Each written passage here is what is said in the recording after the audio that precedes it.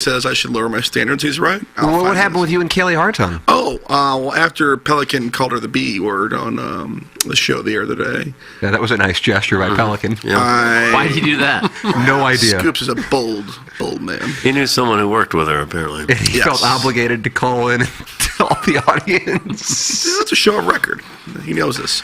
But I tweeted out something to the effect of, I heard Kaylee Hartung is not nice. I don't want to believe it. And she tweeted back at me, I should hope not, or something to that degree. And That's a start. I told her she was an absolute delight. And then what happened? On the tube. And then you tried to follow her to see if she'd follow you back. I think I was already following her, and she didn't didn't follow me. But that was it. That was the whole interaction. Boy, don't you just find her beautiful? I had my chance. I blew Charlie, it. you with me on that? She's very attractive. And she appears very nice on it. Yeah, I agree sometimes with that's you. not true. I don't know anything about her, but she seems either. very nice. I and agree affable. with you. God, she's so beautiful. I can't figure out the ethnicity there. She's beautiful. Doug? I don't know what's going on, but she is I would say beautiful. like 1/16 Cherokee, probably. Very nice. Maybe a little bit of Asian. What do you think? Like from like Chinese Taipei? I don't think so, no. Pacific Islander? I don't think so. She could be Italian, maybe? Greek? Oh, well, you talk Mother- about Tommy Izzo. You talk about Calipari's, whole team is leaving I mean, you've seen other people. So is Missouri. for different reasons. Rosalitas know that a fun happy hour and scenic patio go together like fresh guac and chips. So take advantage of their covered patio this fall and winter at their De Pere location and enjoy happy hour specials Monday through Friday from 3 to 6. Their sparkling margarita is made with Chambord raspberry liqueur and topped with a bottle of rosé Prosecco. They also have a variety of delicious margarita flavors, including mango, pomegranate, and blood orange, all made with top-shelf tequila and Cointreau. With phenomenal service, great margaritas, and a breathtaking atmosphere, there's always a reason to come to Rosalitas.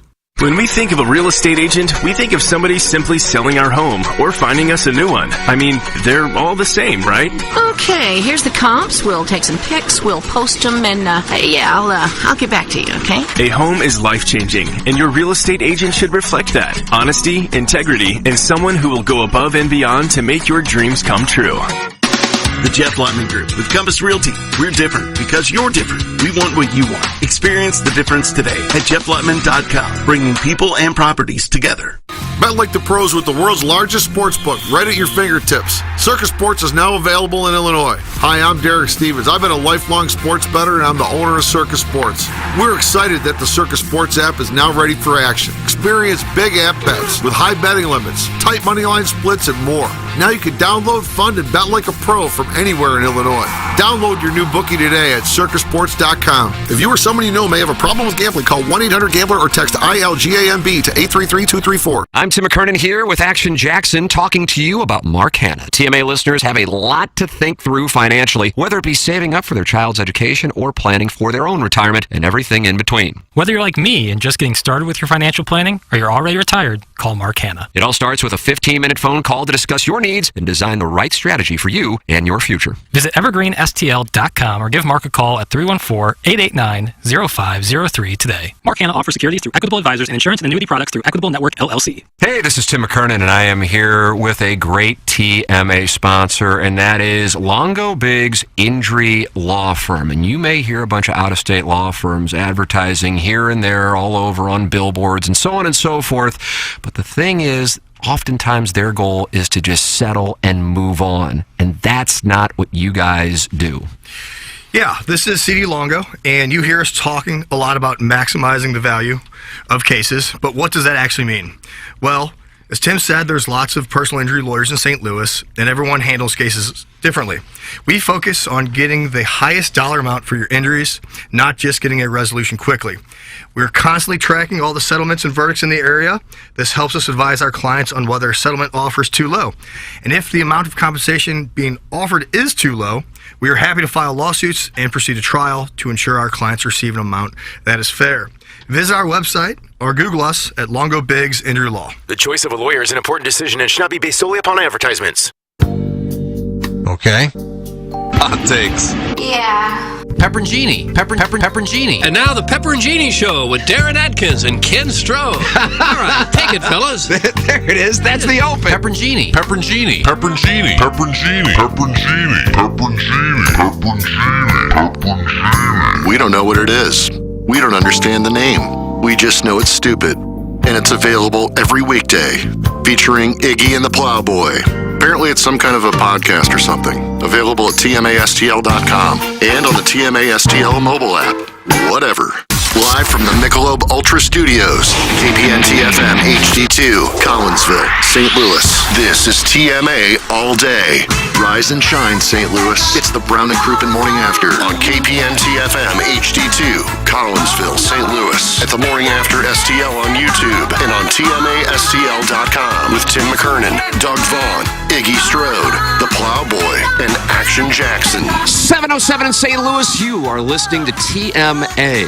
Presented by Brown and Crouppen from the Michelob Ultra Studios. Welcome, friends, to the Munganess St. Louis Acura, Alton Toyota, 7 o'clock hour. Timothy Michael McKernan, Douglas Elvin Vaughn, Kenneth Iggy Strode, the Plowhawk, Action Jackson with you.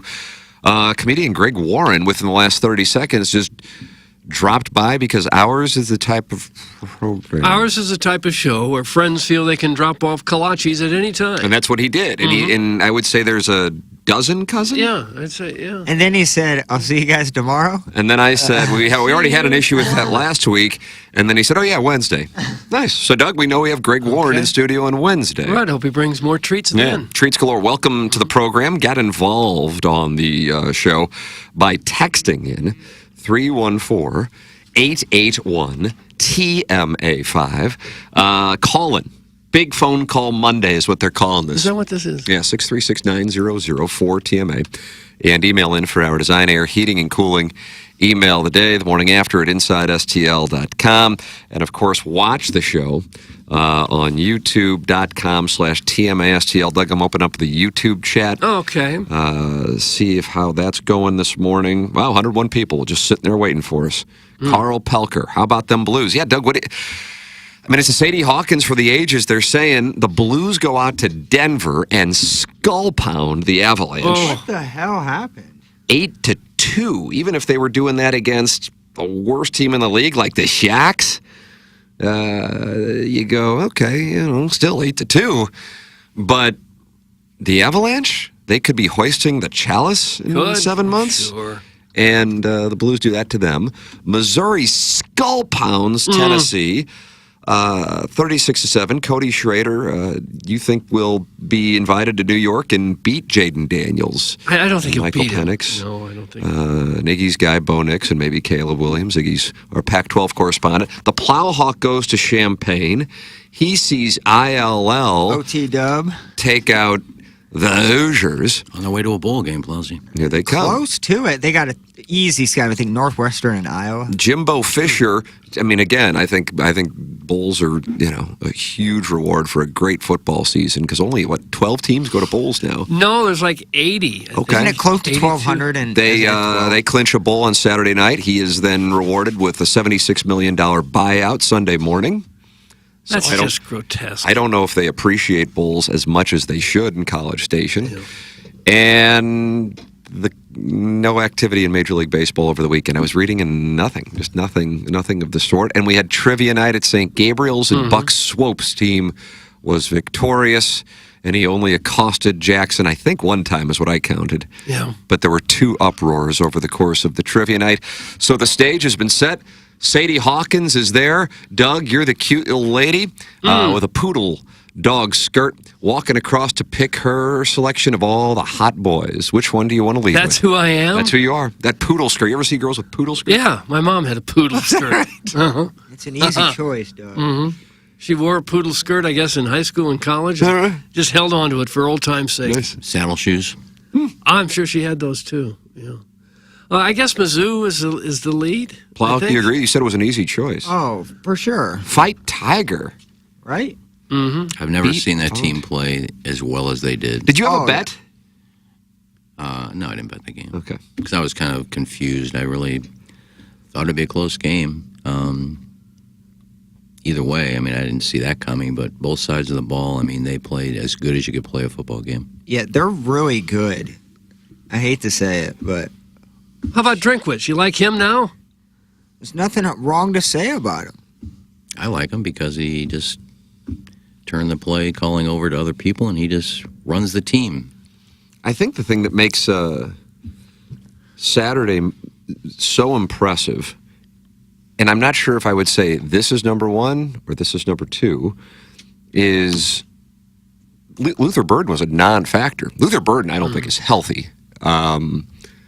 And he had a total of 5 yards at the half on Saturday against Tennessee. 5 yards. And Missouri had 300 yards, but he had 5 of them. And if you would have been told that he had 5 yards at the half, you'd go, oh, well, then I guess they're losing. And, of course, Cody Schrader put on a clinic. The offensive line put on a clinic. Cody Schrader absolutely delivered, setting an SEC record, first player ever to have 200 yards on the ground and then 100-plus yards receiving. So he went for 320-plus in that win. And then on the other side of it, Missouri comes out with it, and this is going to be football intrinsic, but nonetheless, come along to the 2% of you who are interested, with a 3-man front that Josh Heupel acknowledged post-game, threw them off guard.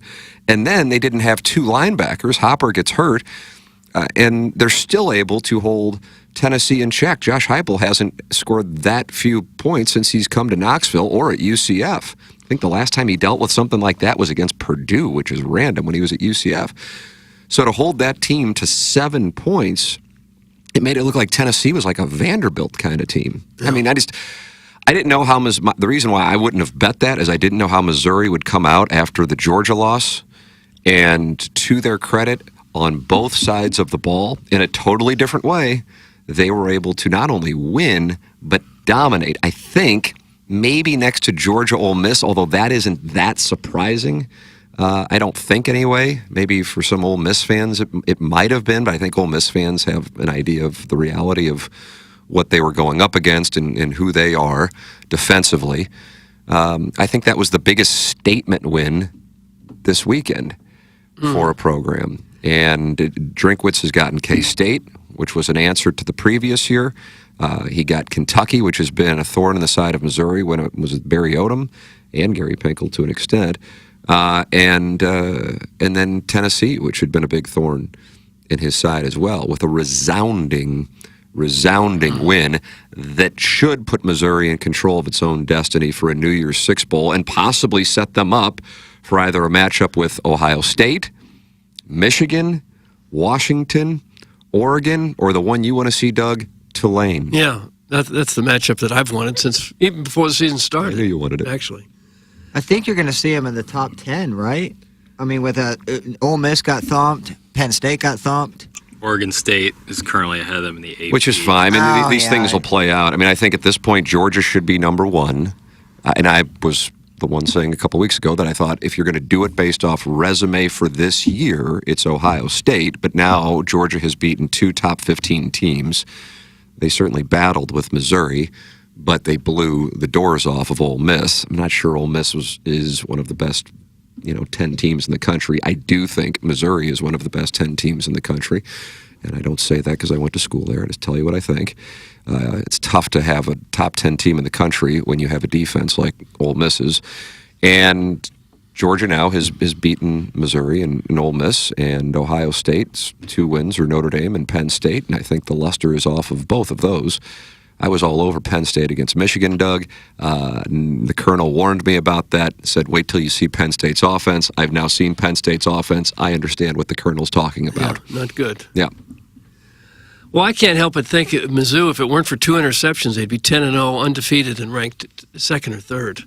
Now, I know they've squeaked a couple victories also that they could have lost at, but it is frustrating to think, not for just a couple of bad passes, what might really have happened this year. Yeah, I mean, there's a couple ways to think about it. To me, the Memphis game was never really in doubt. I was at that game. I remember, I think the Warson Woods Wacko was texting me and you, Jackson, if I'm not mistaken, about how they're not going to cover. And my God, I just never felt like they were going to lose the Memphis game, ever. The Middle Tennessee State game I actually thought was more likely they were going to lose than the Memphis game. As weird as that is, to think that this team was like fighting for its life against Middle Tennessee in the second game of the season. The K-State game was a total flip. Mm-hmm. But other than that, these have been resounding victories since getting out of September. And you're right, when it comes to the LSU and Georgia games, the interception that stood out to me is more about the one in the second quarter against LSU, because it totally changed that game. I think Missouri could have run that team and potentially sent LSU spiraling had that pick not been thrown.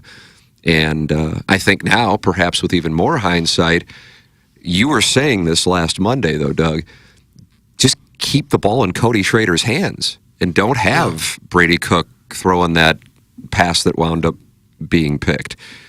Because I think when that was going on last week, you're like, wow, Cody Schrader, that's really impressive. Well, now you go, well, Cody Schrader's legit, and if you got that, let's keep feeding him the ball. Mm-hmm. So that's how I view it. At the same time, you're going to have coin flip games, and unfortunately, when it came to LSU and Georgia, they didn't get it, but they also had one against K-State. You could make a case at one against Middle Tennessee, and they did get those. The thing that I think is really unfortunate, and a year from now, it would totally be a different mindset, is I think Missouri may be one of the best teams in the country, and the season will end in a bowl game, most likely on New Year's Day, assuming they beat Florida and Arkansas. But if this were 365 days from now, we'd be going, okay, they're probably going to be the 9 or 10 seed in the playoff. And hey, if you can go down to Athens and hang with that team, you can play against anybody. As ridiculous as that sounds, and I would have loved to see that opportunity. Same thing for Ole Miss, possibly. But in this case, the season, hey, it can still be a 10 regular season wins, and possibly 11 wins with a bowl game. But it's a totally different world a year from now if the playoff were going on. I don't know what the correlation is and if it's even right, but it just seems to me this team has turned around and played tremendous football ever since they got down 14-0 to Kentucky. And they just dominated that game from defensively. You are 100% right, and I have no idea how to explain it. Yeah, that's a wonderful observation. I couldn't agree with you more, because they were getting run literally by Ray Davis in Kentucky, and since then, man, I don't even know what the math would be. It's especially the run defense too. And again, that was a 3-man front that threw Heupel off, and they didn't have 2 of their linebackers in order to do that. I mean, once Hopper got hurt. So I think the key was they started pinning their ears back. Oh. They didn't do that before. Gary Danielson might have said something about that. Yeah. And you're right about Burden, because you could see in the second half, every time he caught a ball where, he'd normally turn it upfield and just take on defenders, he would catch the ball and get out of bounds real quick. Yeah, I mean, Kirby Moore ran a beautiful play to get that touchdown at the end, but he was a non-factor. I suppose he can be a decoy, but at some point, I would imagine the SEC defensive coordinators go, oh, he's not the guy he was, before he got hurt. He got hurt against South Carolina, and then he got hurt, and that was an upper body, that was a shoulder, and then he got hurt against Georgia. If you're a Tennessee fan, you probably watched that game and said, could we possibly play any worse? They had all kinds of penalties that hurt them, fumbles, interceptions. That has to be as poorly as Tennessee has played all year. And maybe Missouri brought that out in them. I don't know. And they're still playing for something, too.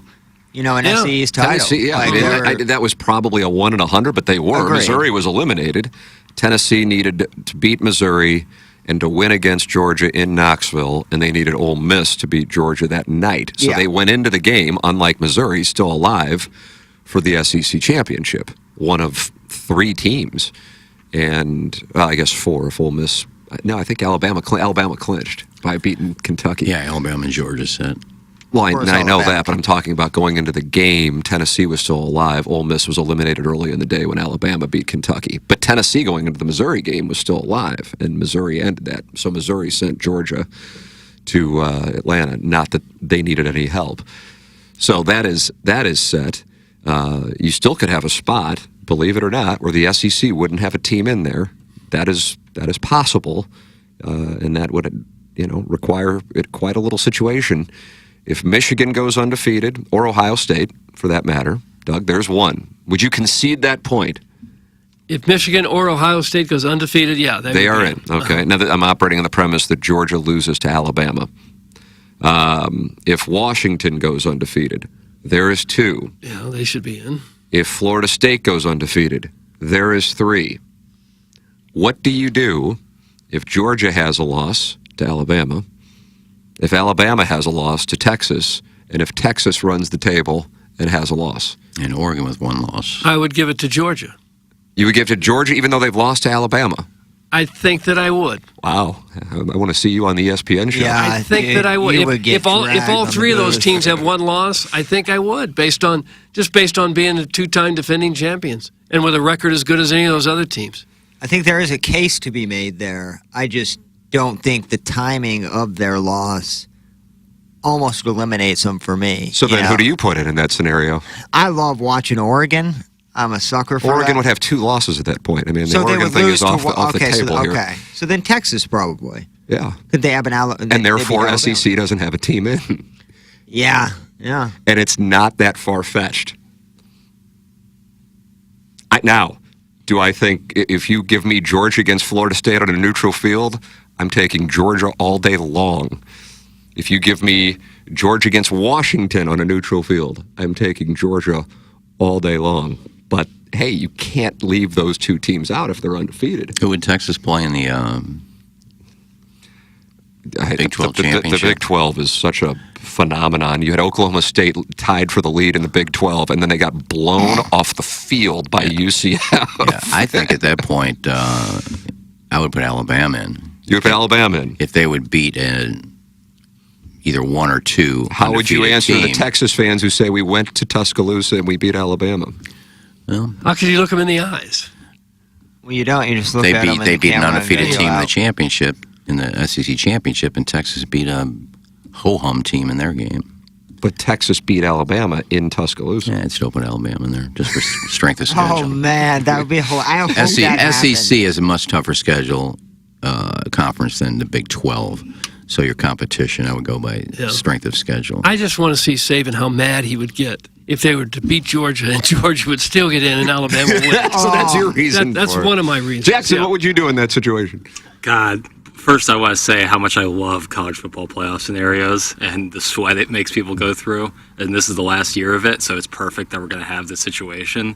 The next year will be who should be 12 and 13. You know what I mean? Yeah, Right, you could right, put 20 right. in there, and they'd say, Right. "Well, we should have been in front of them." It's 21. Right, Did but- Texas. I'm sorry, Jackson. Did Texas? Was that the first game of the year? Texas Alabama? No. Second. No. This was same time as the... I can't remember, honestly. It was in September. What is your point? Well, I mean, if they lose early in the year and then just start winning, don't lose the rest of the year, and you lose at the end of the year, you know, that's a little bit different. Just like Georgia, if they would have lost one If game. Texas goes home and Alabama goes... Yeah, they're going to be some pissed off people. Oh, my God. But I just think Alabama, what Milroy's doing since he put him back in there is just 6 touchdowns. Saturday. Lawyer Malloy, Doug. Mm-hmm. Is there a situation where undefeated Florida State gets left out? Like, I cannot imagine. I think that would be BS because they literally can't do anything better.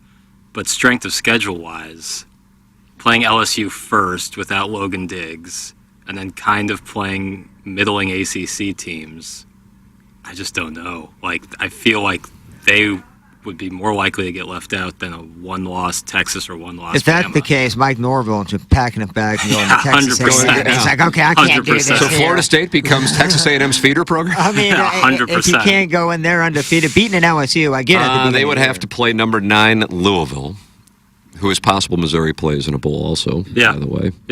Yeah. I'm not necessarily real sold on Louisville myself. Nor am I. Louisville had their hands full with Virginia. The 1-5 in the ACC, 2-8 on the year Cavaliers. So yeah, in that situation, Well, the Big Ten winner is in. Like, Ohio State or Michigan are 100% in. Like, they're whatever team wins that game is in. doesn't sound like you have much faith in the Iowa Hawkeyes. They sure covered the lowest total of all time. Doug, so the God bless number them. on Saturday for Iowa Rutgers, a game you spent all afternoon watching. I didn't watch it at all. Was 27.5 in the undercovered. Yep. What was it, like 10-0? 22-0, I believe. 22. It's a Jim Dandy. Jackson cashed on that. The old Big Ten West. How do you do? Cooler's dead. I got to look James Madison and Liberty in the eyes and tell them you're not in. 12-team playoff James Madison is 100%. I think that would be They would be. hilarious. Tulane's going to be in. Yeah. Tulane nearly lost their spot to Tulsa this weekend. God, give I me watched that 12-team till- playoff now. You want it now? You want to see if we can... It's a shame that but I do love this, like, who gets left out talk. I find it to be very entertaining. So what would you do? So I think, man, you probably have to leave the SEC out. I mean, Texas went to Alabama in Tuscaloosa and won. Like, that in itself is the tiebreaker, in my opinion. So you go the winner of the Big Ten. If UW runs the table, you get Washington in there. You go Texas, and I guess Florida State. And for the record, if I had to bet right now, I would take Oregon. I think Oregon is going to win, heads up against Washington. Washington had their hands full against Utah this past Saturday. Oregon didn't blow the doors off of USC, which surprised me. The over did not cover on that. Yeah. Now, what kind of groan was that? What was that all about? I had the overline. Oh, did you? Okay. How much money did that cost Cletus? I make my own bets. Oh. No. I got the overline in the Georgia game, though, so I kind of broke even. I am telling you, James Carlton came in here, and I gather he'll be in here at 9 o'clock when the Colonel joins us. And he brought up, at the time it was 31.5, the total for the team total, not the over for Georgia Ole Miss, the team total, as in how many points Georgia's forecast in Las Vegas against Ole Miss, and it was 31.5. I got it at 34.5. It was as close in college football that I have had going. I'm considering, as far as a game goes, I went heavy on the Missouri over total for the season wins, but as far as a game goes, being on a team total, that struck me as so absurdly low, and they nearly had it in the first half. Weird bounce off of Dominic Lovett's hands that was intercepted like at the Ole Miss 7. Otherwise, Georgia's going in to cover that number in the first half. I don't know how they got that one so wrong. Either way, Georgia, thank you to James Carlton for pointing that bet out. I hope others jumped on it, because then that's not a shot at Ole Miss. Just Ole Miss kind of has the USC thing going on, not as bad as USC's defense. It was a shot at the odds maker. It was. That's who James Carlton was. He was probably up late the night before going to the Barry Manilow concert at one of the casinos. Yeah, I think I said. But let's say I create a game Oh. where you get to pick 5 players tonight in the major leagues. Just go ahead and pick the whole team. Tell Jackie to stop talking and answer the phones. I have an emergency announcement. That's from Colorado. Oh, Doug, you wanted to hear his emergency announcement. Didn't care to hear it at all. I think I said this at Tia at our trivia night, and he would never do it. But after what Tennessee did last year, scoring late, and then trying to kick a field goal with 40 seconds left, if I was Drinkwitz, I'd say, all right, here's what you're going to do, Brady. Go out there, act like you're going to kneel down in victory celebration, and then drop back and hit Burden for an 80-yard touchdown pass. Screw him. I think that would have been hilarious. Wouldn't have done it, but I think it would be just, here, take this, Hypo. He did call a timeout to ice the He kicker. did. I love that. I mean, what was he doing? But here's the thing. Call that out. Missouri fans loved that. And what's he doing? I'm like, hey, remember last year at Manhattan, Kansas, when Eli Drinkwitz called the timeout to get a touchdown against K-State? Because the same thing happened. Same thing happened. I thought both were Bush League. Doug, you wanted to hear from Colorado? We said it's a big phone call Monday. You got your wish. Here he is. Colorado, good morning. I have to apologize. I haven't been participating in the show. I have to apologize. I'm sorry. I've been listening to a good audio book. What book? Killers of the Flower Moon. It's about the Osage Indian or Native Americans. Gosh darn it! They were murdered for their oil mineral rights, and it's real sad. It's real messed up. But then it's a major motion picture in theaters right now. And so if you read the book, then you can go watch the movie. Okay. Or just watch the movie. Don't worry about the book. So I don't care about college football at all, but I have a major announcement, and I didn't know, Tim, if I could use this platform for this major Doug, announcement. would you like Adam to use this platform? What's it about? That's what I'm getting at. I received a packet of paperwork from Tom Schmidt in the mail, and I opened it, and I signed it about 32 times, and it is now stating that I, Adam Philip Hibbler, my Social Security number is 49202 8079. And I will be the official voice of Salt and Smoke starting January 2024. As he has said, they're going to sponsor something on the show he doesn't know yet. You're kidding. And so I will now be the official voice of Salt and Smoke, and I just wanted to make that official announcement. Doug, that is great news. Congratulations, Adam. Wonderful decision by the great Tom Schmidt. Yeah. You guys have Brown and Crouppen. Tom has Adam. So why would he pick a dirt farmer like you? Part of the agreement is that you touch my brisket once a week. That you have to touch my untrimmed brisket. Who does? That's it. Are you not getting the joke? I'm saying my penis is brisket, and you have to touch it. Oh, ha ha. So what's going on in college football? Okay. Something Doug, there it is. Caller Adam is the voice. Whole joke. God. Of Salt and Smoke. Great choice by Tom Schmidt. You agree? God. No, there's no agreement there, Tim. He just thought the joke was so funny that he would go through all that elaborate hoax to deliver that. Record your spots at home and send them in. I don't think you're allowed in here. Right. Munganest is allowed in here. Clayton Patterson was at the trivia night, wasn't he? Sure he was. I mean, his girlfriend. Yeah. The one he talks about all the time. She's very attractive. St. Louis Accurate. Yeah, nice. Come on, don't cock. I love the. I'm trying to climb back. Go on, Jackson. 314-252-0029. It's Munganest, St. Louis Accurate, Alton Toyota. Hey, you didn't get your car from Munganest. Well, that's a mistake, Jack. That's what that is. But you can get the car serviced there even though you didn't get it from there. stlouisacura.com, altontoyota.com, the great Jamie Burkhardt, Clayton Patterson, Peter Munganest, and Ryan Seiberg is in that service department. Wonderful staff at Munganest, St. Louis Accurate, and Alton Toyota, sponsor of the 7 o'clock hour here on TMA. Doug, who's our title sponsor these days? That would be Brown and Crouppen. If you have a potential personal injury case, Brown and Crouppen is a local law firm here to serve you. They're headed by Terry Crouppen, of course, and his son Andy Crouppen, and also Ed Herman. These guys have been around a long time in St. Louis, 44 years now. The firm was founded in 1979. They're also now one of the largest personal injury firms in the entire Midwest. Don't you want a local law firm, one that knows how to handle the ins and outs of your case and the local environment? The kind of people that know how to pronounce DePere and Creve Coeur and Carondelet and Spade. They've been around here forever. It's a local law firm that works in local courts, works with the other lawyers, the judges. They just know their way around. There's a lot of people, firms coming in from out of town trying to sell you on, they know all about St. Louis. Well, the Brown and Crouppen are the real deal. They've been here 44 years, just opened a new office. They're not going anywhere. They're still in the city, opened that new office down there on the hill. They have absolutely superior legal services, and they value their client services as well. They'll give you a free evaluation of your case. You don't know if you got a case or not?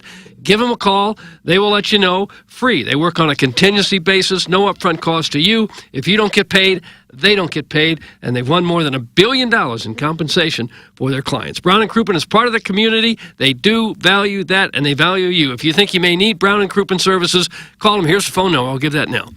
314, here's where it gets easy, 222-2222. 314-222-2222, or go to brownandcrouppen.com. Make sure you let them know you heard about it on TMA. The choice of a lawyer is an important decision and should not be based solely on advertisements. Past results are no guarantee of future results, and every case is different and must be judged on its own accord. Send your emails in. Design Air is the sponsor of our email of the day, the official HVAC provider of TMA and the Tim McKernan Show podcast. Send your emails in for QFTA. And Doug, those can be erotic stories. Mm-hmm. Haven't gotten one since August. Yeah. But dry spell. Yeah, it is. Questions, comments. I would imagine there'd be a lot of them after the trivia night. Don't you think? Well, you would sure think. Thank you. T. McKernan at InsideSTL.com. It's Design Air.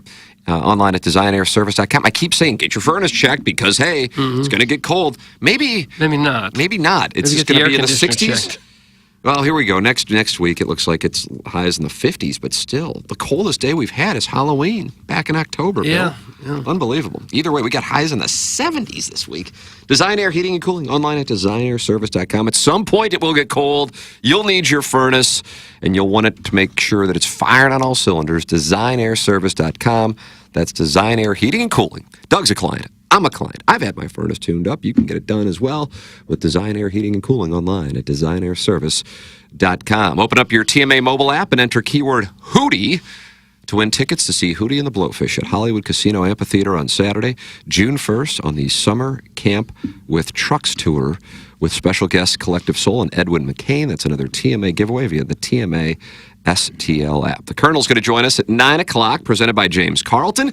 James Carlton will be in studio as well, and you are welcome to get into the program by texting in 314-881-TMA5, EDF Group, text inbox. Doug, the Blues are coming. Trela. They have won 4 of 5, and they just went in and beat the Colorado Avalanche and a team that's looking for the Chalice 8-2.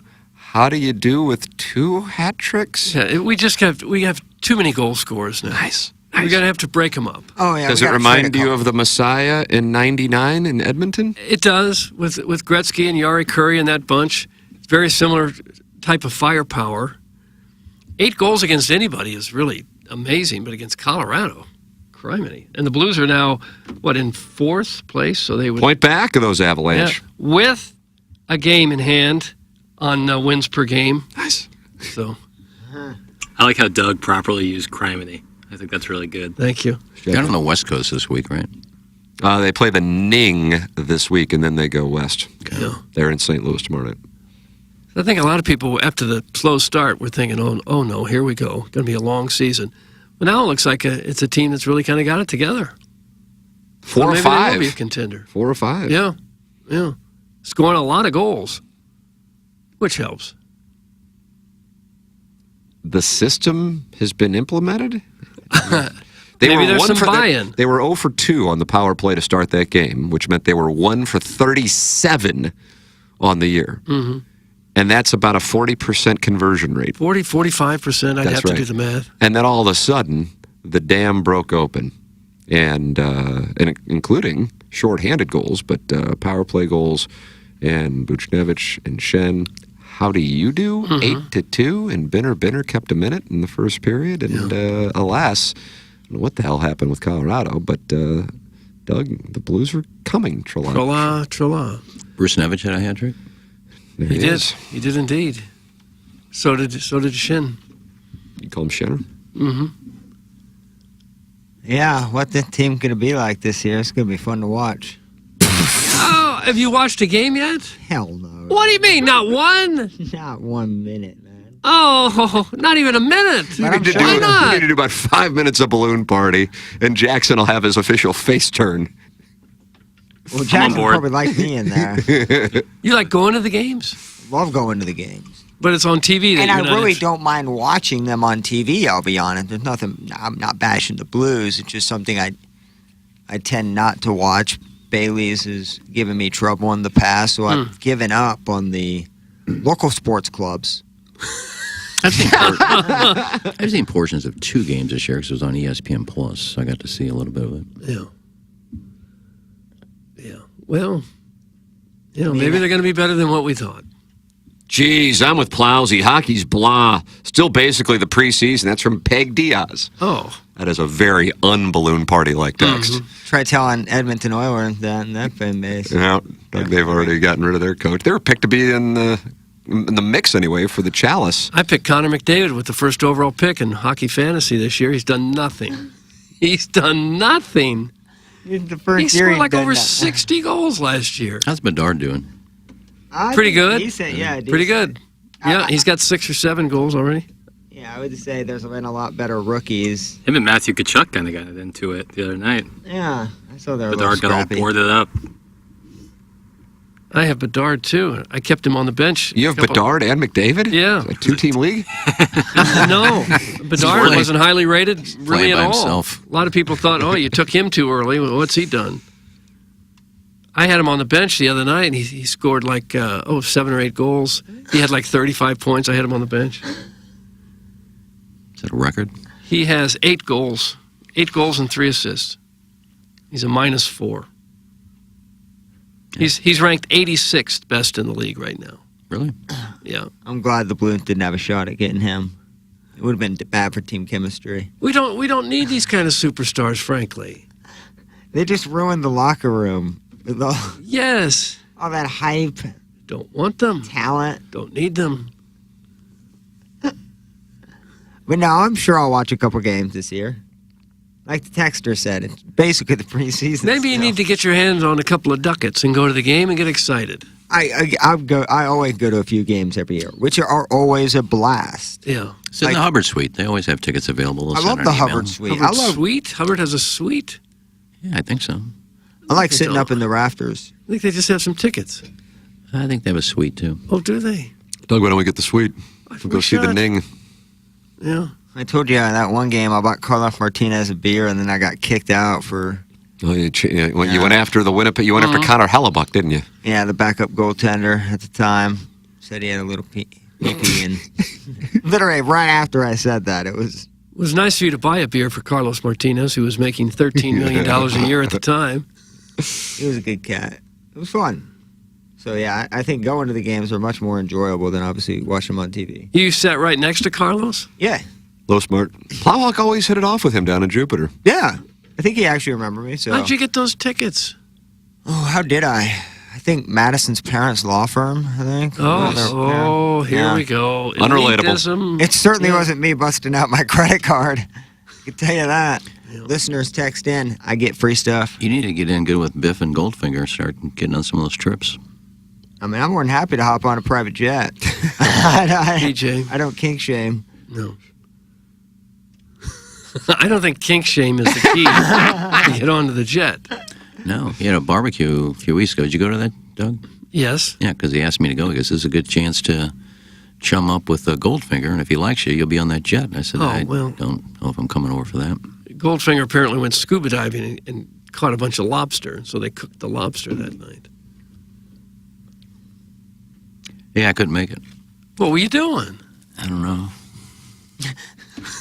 Probably nothing. I love the honesty. I just don't know. Like every I think you need to get out more. Like every day, nothing. Did you get moved at least?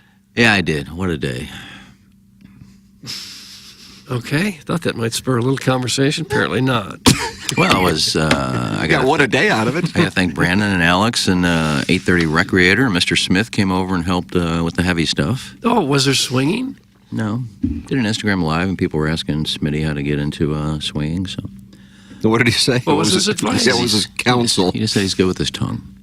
Oh, Doug. But that won't get you into it. That's a long way into the process, isn't it? Well, he was busy moving things while I was smoking and talking on Instagram. Nice. You smoked while they moved? Yeah, I didn't lift any of the heavy stuff. Why? I took the pillows over. Have you worked with Bree Mills? Because she's doing some things in the industry now that have never been done before, and a lot of the girls seem to want to go work with Bree. She's interested in that. I can't believe that's a real reaction to what was a pretty in-depth question. It was. I mean, most people know Bree Mills. She just seems like she didn't know her, had problems with her. No, so I got all moved in. The problem is I didn't know the place was smaller, and there's a few things that didn't fit. So, what didn't fit?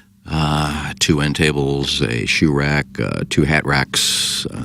So half of your stuff. 2/3 of my clothes. Well, what'll you do now? And I just had to put it out the dumpster. So yeah, Man, I mean, this place sucks. Where you're at is They terrible. threw you out of your apartment, sent you to a smaller one, and raised your rent. no, I sent an email this morning. I sent an email this morning very nicely asking how the rent can be the same for a place that's so much smaller. I just We'll see if can't she gets back to me. I don't know. It was a nice email. We'll see. But yeah, almost everything's done except for the memorabilia. I have like a 4-tiered memorabilia stand, and I have to. Well, you could have carried that instead of smoking. So don't. No, it was pretty heavy. So you're. So I just gotta unload that box, but I have about 50 paintings that I need to. 50 paintings. Are these from the Where Dutch did you masters? live before? It sounds like you just moved out of your villa. 50? You have 50? A couple of Van Goghs and a couple of Picassos. Is there enough room in your apartment to hang up 50 paintings? Yeah, I'll figure it out. Where'd you get Tier these memorabilia memorabilia Your apartment's gonna be all stand? 2 painting. coat racks. Yeah. 50 paintings? Where Yeah, and was that's the this? problem because they're all over the place, and I can't move. I gotta shimmy to the bathroom because they're in the hallway, and my friend Chrissy Blake's supposed to come over this week and give me the woman's touch on where things should go instead of just, because there was no rhyme or reason. I had like a couple of Who knew you had an extensive art collection? had a couple of nice paintings in the foyer with a couple of sports paintings. They don't belong there together. So once I get those hooked up and put on the wall, and then I'll have some room in there. Now, will you do that, or does someone have to come do that for you? Well, I said Chrissy's going to come do it. Chrissy will do it. Well, I'll help her, but I want them to go in where they look good together. I don't want a Buck O'Neill signed Missouri Sports Hall of Fame poster frame next to a Lady Gaga poster. It's just, there's certain ways they should So go. these are more posters and artwork? They're framed, so. But I do have some. Little poster. I got some nice Talbots, a dolphin and a whale picture. I can't a even couple put together pictures this of some- apartment right now in my I head. have some nice pictures of. I don't know where you'd put the dolphin and whale next Shut to it Lady down! Gaga. Yeah, I don't know where. I got some kids playing on the beach, another one with a little girl holding a seashell up to her ear. It's kind of cool. So, those don't go with the sports ones. No. I'll get it done. Okay. All right. Turned on the heat this morning. That's got to go. The furnace doesn't work in this new Well, place it's that just- they're charging you more for. It, It's it, smaller. it works. Your It just, heat doesn't it just work. makes an incredible noise I've never heard before. Well, you may have to move into another apartment. Yeah, your heater's going. You better move again. I don't know. I can't. Something's got to be done. But I can't watch TV with The texts, they're coming in fast and furious. It's so loud. You can't Doug watch asked TV? me about the move, and then he scolded me for not saying anything. So I went into depth. But let me get this straight. You can't watch TV because the furnace is so loud? It's too loud. Well, I didn't watch TV anyway because my internet's not on yet. Picture frame. They said my internet would be on Saturday. Don't have then they internet. said Sunday, then they said Monday. So I guess it'll come out at some point. No internet in the new place. The furnace is so loud you can't watch TV. It's smaller, and they made you pay more for this. It makes sense, doesn't it? Yeah. Well, I sent an email. We'll see what happens. Oh, I'm sure that'll work. Plonk, do you want to read any? Go ahead, Plowsy. Read them. I don't care. I was asked a question. Answer it. Okay, this is from Dingle My Berries. Oh. Paintings have quickly turned to pictures, which then quickly turned to posters, but they're framed, so it's classy. It's from Dingle Me Berries. I have some paintings too. That's way down in there. I can already tell Yeah, they're coming in fast and furious. this is so Guys, what's a sad. Talbot? Thanks. That's my bastard James. Well, why don't you go look it up? It's a store like in Frontenac No, Plaza. he's a very well-known photographer who takes pictures mainly of dolphins and whales.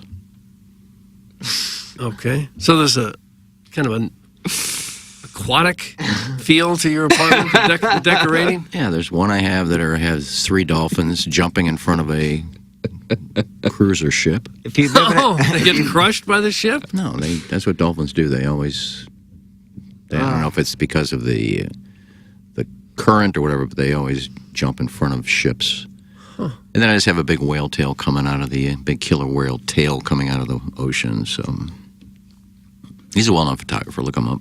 I'm not going to look him up. whale tail photos? He specializes in whale tail photos. Oh. Well, maybe that would go in the bathroom. No. Okay. I mean, it's a huge echo in that bathroom. I got to get some rugs in there, I guess. Doug, great news. We have a new sponsor here on TMA. And you would like to tell the audience about Naturals. That's the name of the company, Naturals. They make little dog treats. I have some right here. Oh, look at it. I'll hold up the bag for the YouTube. It kind of looks like that. Yeah, get on Looks YouTube like- and see Doug holding it up. Looks like that. And here's one of the treats that they have. I gave this to Dora. Man, did she like it. And Dora's very picky, very finicky. She absolutely loved them. As the holiday season approaches, it's time to start shopping for your loved ones. But hey, let's not forget our furry friends. Treat them to some delicious dog treats from Naturals. Now, Naturals is a locally owned family business founded by 2 dedicated TMA listeners, one of whom even used to babysit Jackson. Oh, is That's that what right? he said. Incredible people, truly world class. They were. We had like a 30-minute conversation with them. Get Yes. their background. They're great World people. class guys. Jackson's babysitter. Now, this was, I guess, within the last couple of years. It wasn't, it's not now. You don't need a babysitting now. But they did babysit for them. And now they're TMA listeners, and now they've got this great company selling these wonderful dog treats. Naturals carries a lineup of limited ingredient dental chews, 100% rawhide-free options, and mouth-watering oven-baked cookies. But keep your walrus hands off. These are exclusively for Fido. Your pup's tail will be wagging with excitement after tasting flavors like real peanut butter, chicken, and pumpkin. And trust me, your dog will be begging for more, just like Dora does. I'm telling you, Dora loves these. Discounted variety packs also available, so your pup can enjoy all flavors delivered right to your door. And here's a treat for our listeners.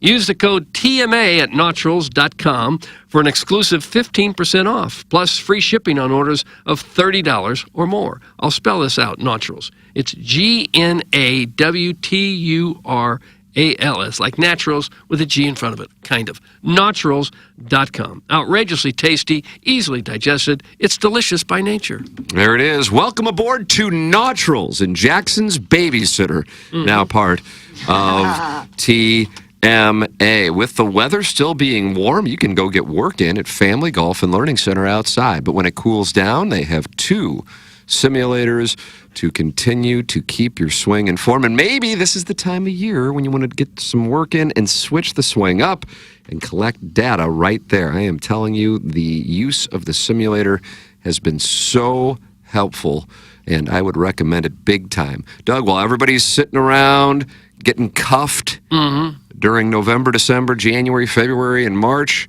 well, here you are. You're in the simulator, and you're getting work in, and say you're a 17, and you go out there and get a lot of poppy seeds when April and May roll around, and you're profitable. Go to Family Golf and Learning Center, 2 simulators for you to work with during the off-season, and when it's warm like this, you can go out there and hit balls on that double-decker driving range and the short game area. It's Family Golf and Learning Center at Family Golf Online. I need to do that. I need to go there and get lessons and get better. How'd you play on Friday? Not well at all. Oh, no. What caused problems? Let's pull up the A video. little bit of everything. Now I'm trying to get rid of that horrible fade and slice that I've hit with my driver for years. So I'm coming in too close now, left arm, I guess, too close to the body, and now I'm hitting the drivers way to the left. Oh, you're pulling them now? Pulling them. Wow. Can't putt to save my life. Cannot putt. Can't make a 3 or 4 foot putt. Oh, no. Can't do it. Is it- 3 putt virtually every green. Really? Almost every green. Yeah. You ever see that picture where Cletus came in from behind on Jackson and held his hips as he putted? Maybe he could do that with you. I don't want that sort of instruction. Shave 2 strokes off my game. Yeah, how about that? I could shave 10 strokes off my game if I could get a decent putting lesson. Well, I just gave you one, and you rejected it. Well, that's not the lesson I'm looking for. I could go from 95 to 85 if I could just putt, just a little bit. Cletus has soft touch, man. He does. That guy can get up and down real nice like. Yeah. Yep. Well, but It's only weird if it doesn't work. Family Golf could get me straightened out without the hip touching. Yeah, but You go see It's not Gauss. as fun. Is that what you're saying? Gauss has a great short game. Bobby Gauss is out there. Yeah. Well, I need to go. He won't hold your hips. I don't need him to do Yeah, that. he won't penetrate you from behind. No, is that even an issue? Is that even a thought? I have to ask It that wasn't before in the copy, candidly. Okay. Well, that's what Cletus does with his lessons. Do you practice putting at all, Doug? That's from Dingle My Berry. I do. That's what's so frustrating. I do practice. I go to the range. I go to the putting greens. I do practice. If I didn't practice, I wouldn't be so frustrated. I play and I practice, and I just don't get any better. It's probably because you're practicing what you're already making mistakes at. I'm sure that it is. Well, you need to get an instructor. That was my premise to begin with. I know, and I'm just reaffirming. Get an instructor. Some of it is that I can't feel the left side of my body. I think that might be a factor, but I can overcome that. Putting's for losers. Just get it within 40 yards and then pick it up. I like that mindset.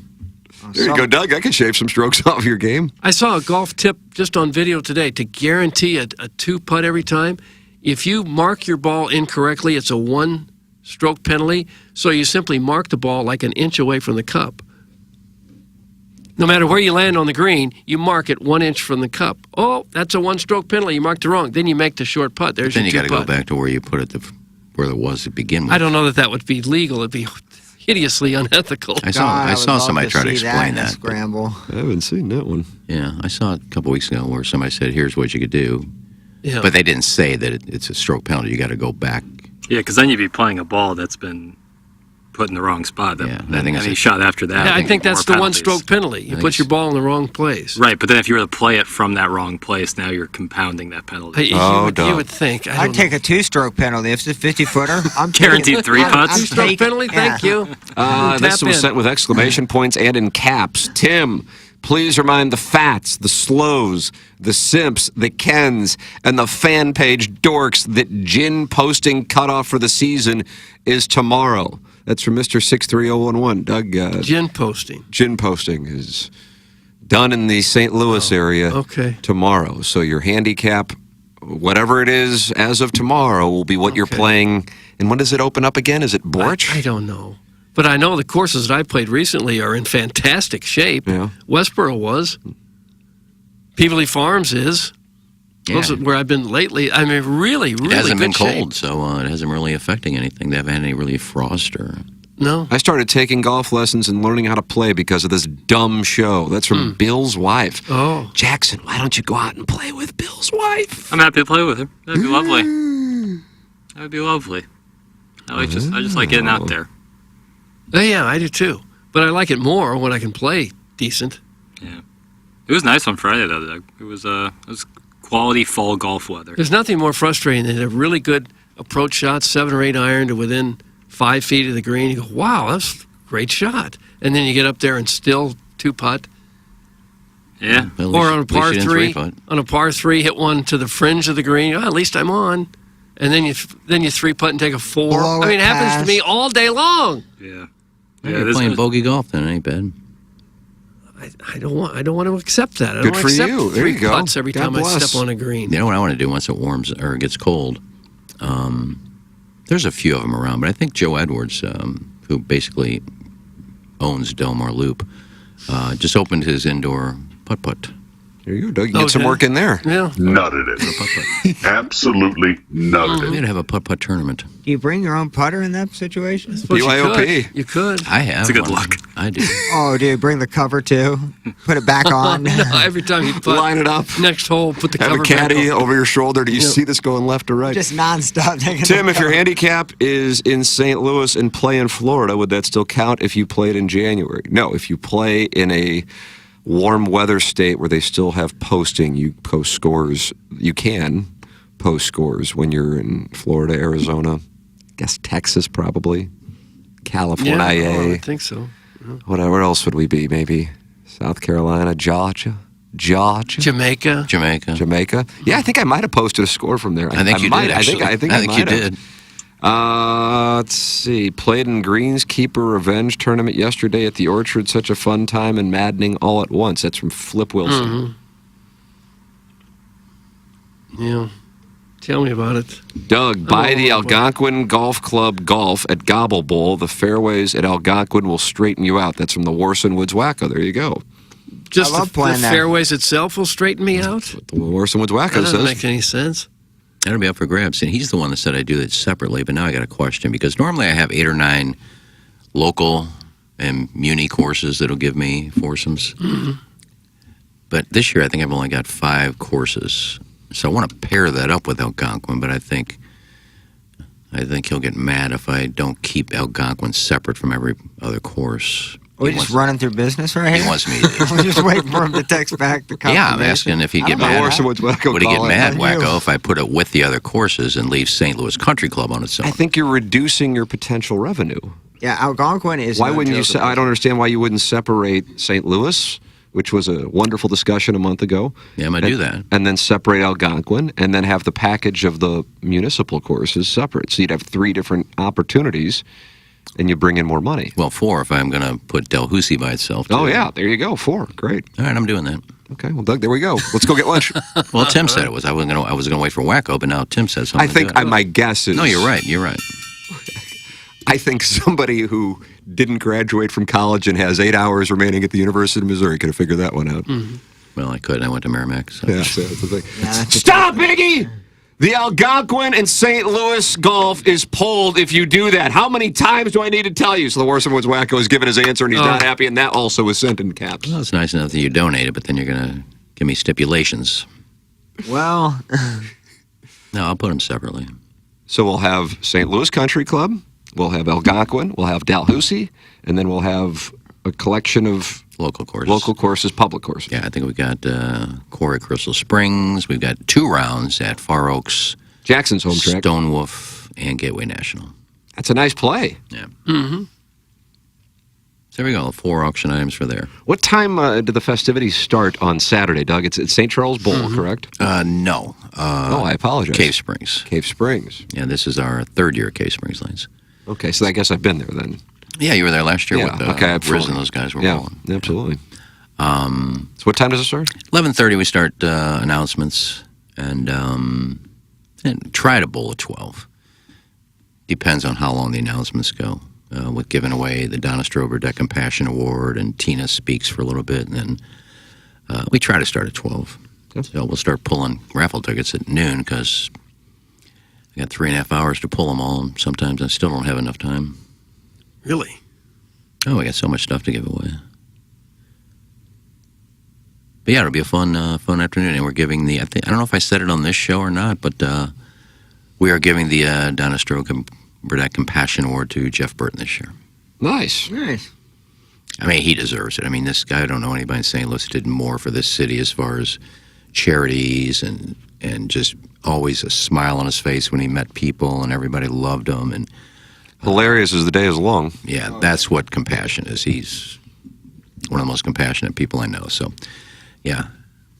And unfortunately, Julie, who his wife agreed to accept the award and said, yeah, that'd be great. We can do that. But then I gave her the date, and she goes, she's so funny. She goes, oh, my God, that's the day my daughter's getting married. I'm pretty sure I have to go. Yeah, he's got to go to that. So, I don't know. I may have to accept it on his behalf, but...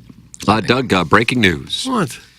We have another SEC coach out. You want to take a guess? Can I have initials, please? South Carolina's coach? I mean, there's only a handful of them, and you know it's not... Arkansas? Kirby? No. Vanderbilt? No. South Carolina? No. Florida? No. Drinkowitz out? Mississippi State? Know his name? Anybody? Nurse? Initials, please. Z.A. Zeb Anderson. Zeb Anderson. Zeb Anderson is out. Boy, Zach Arnett is gone at Mississippi State. Their expectation there, like what? Yeah, it's a weird spot because it's not like he was hired. Mike Leach was hired. He passes away. Zach Arnett steps in. So he's out.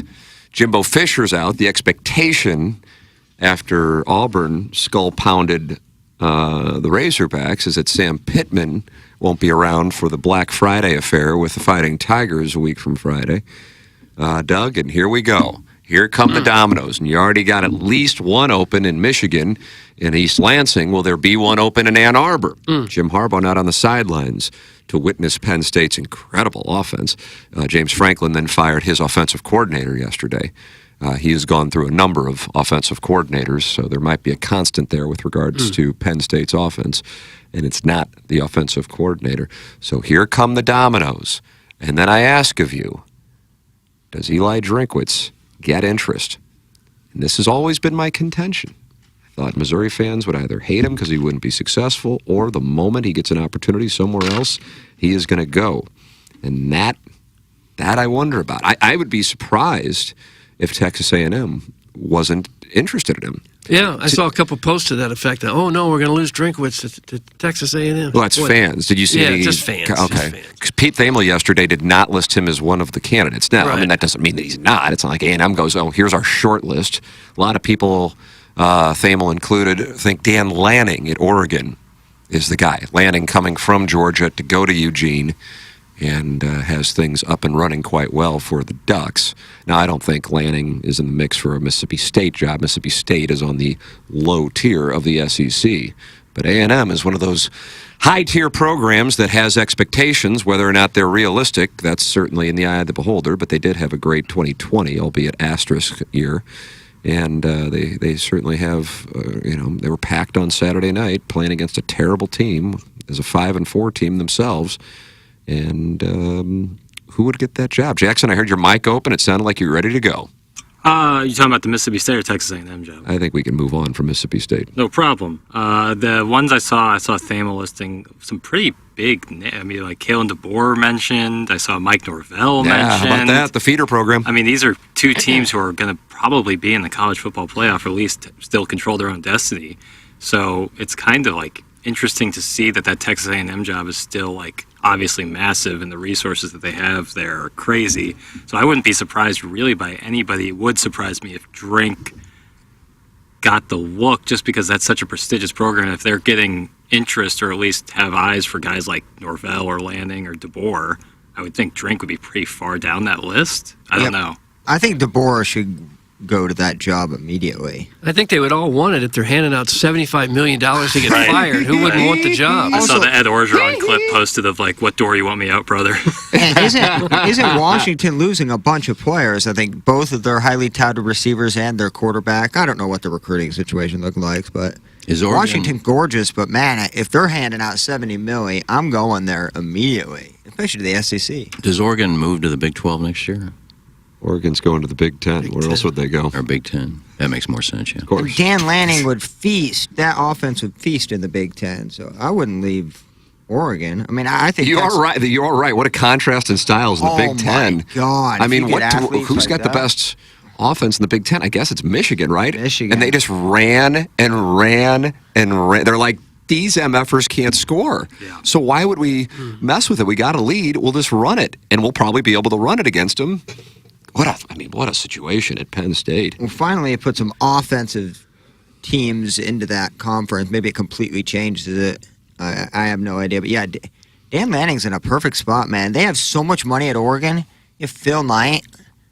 You have 40 jerseys. I just wonder how much if you're Lanning or if you're DeBoer, if you go, yeah, I don't want to go to a spot like Texas A&M because the expectations are insane. And then if Napier gets fired in Gainesville, I mean, now at this point you could have 4 coaches go if you operate on the premise that Pittman gets fired, and now Arnett is out at Mississippi State as of this morning, Jimbo Fisher, and Napier.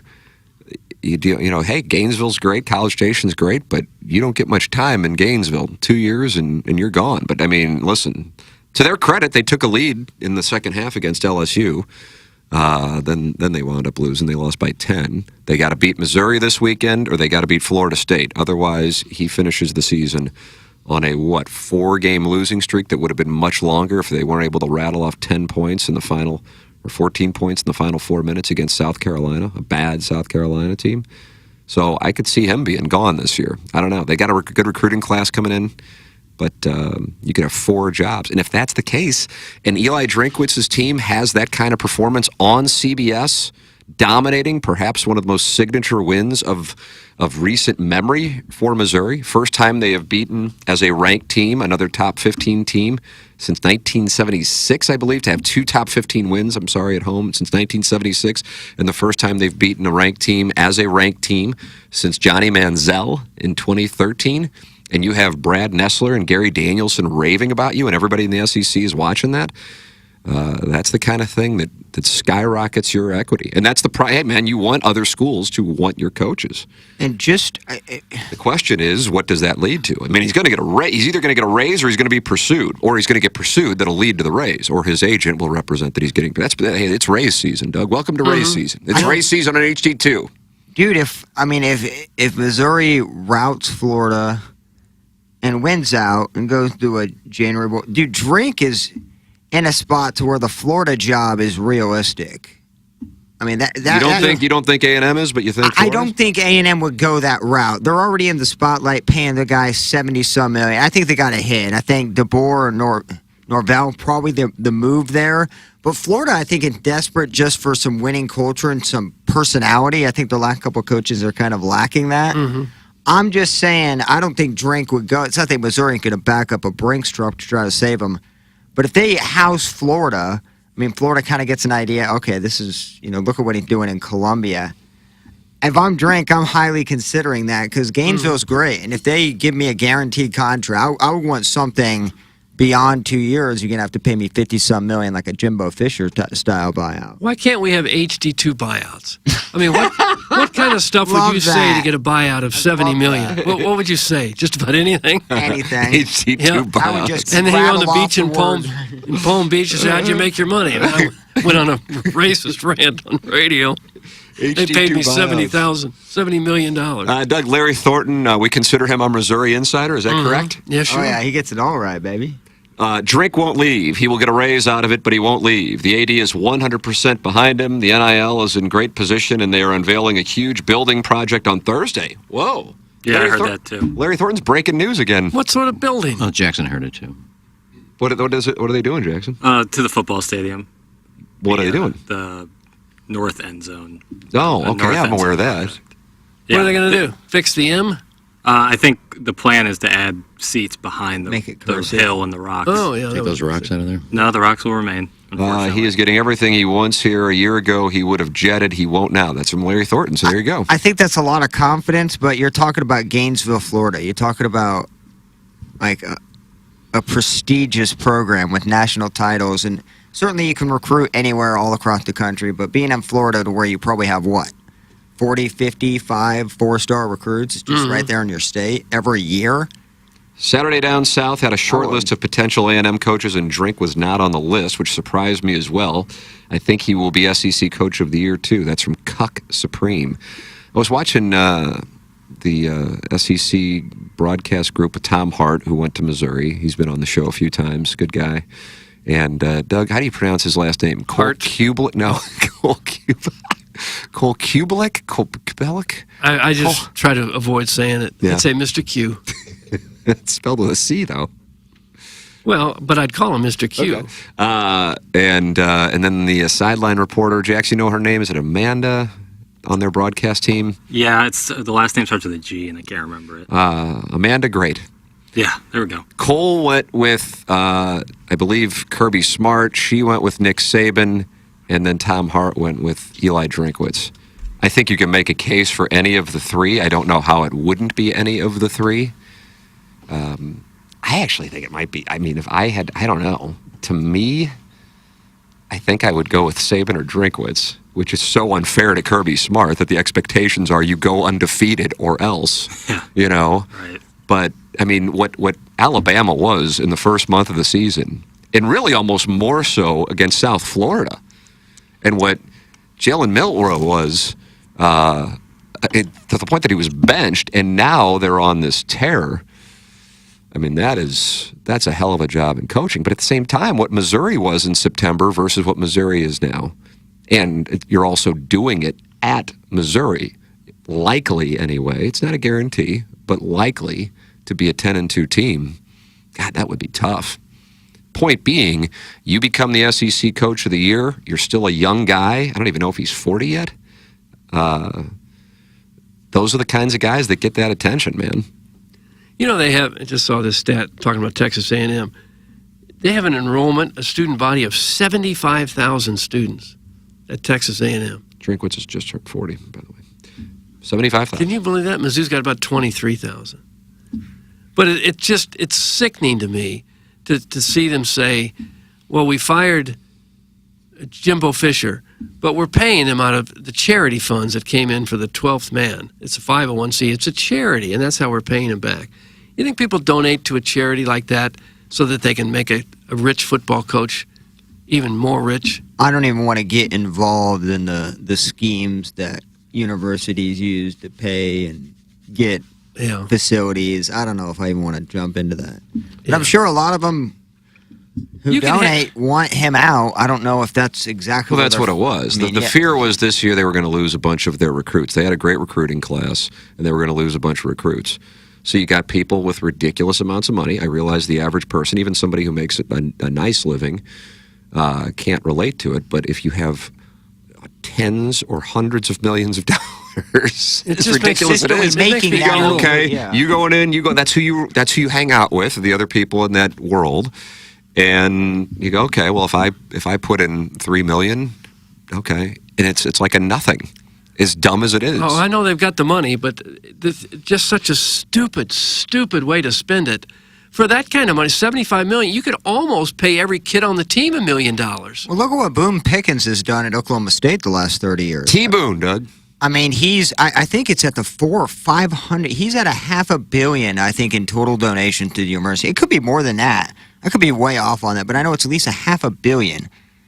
That's fine, but it's the part that just goes to one guy that gets me. Just a failing football coach.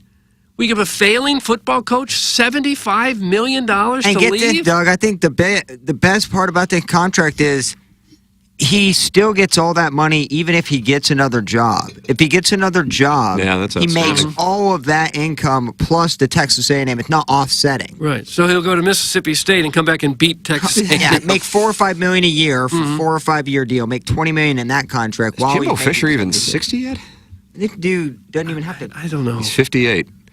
Yeah, he could just kind of hang out for a little while if he'd like. Oh, you think? Yeah, generations of Fishers can just hang out. Could hang out. Yeah. Let's see. If Florida comes calling, Drink would be gone in a heartbeat. That's Thank from the you. 314. How wouldn't he?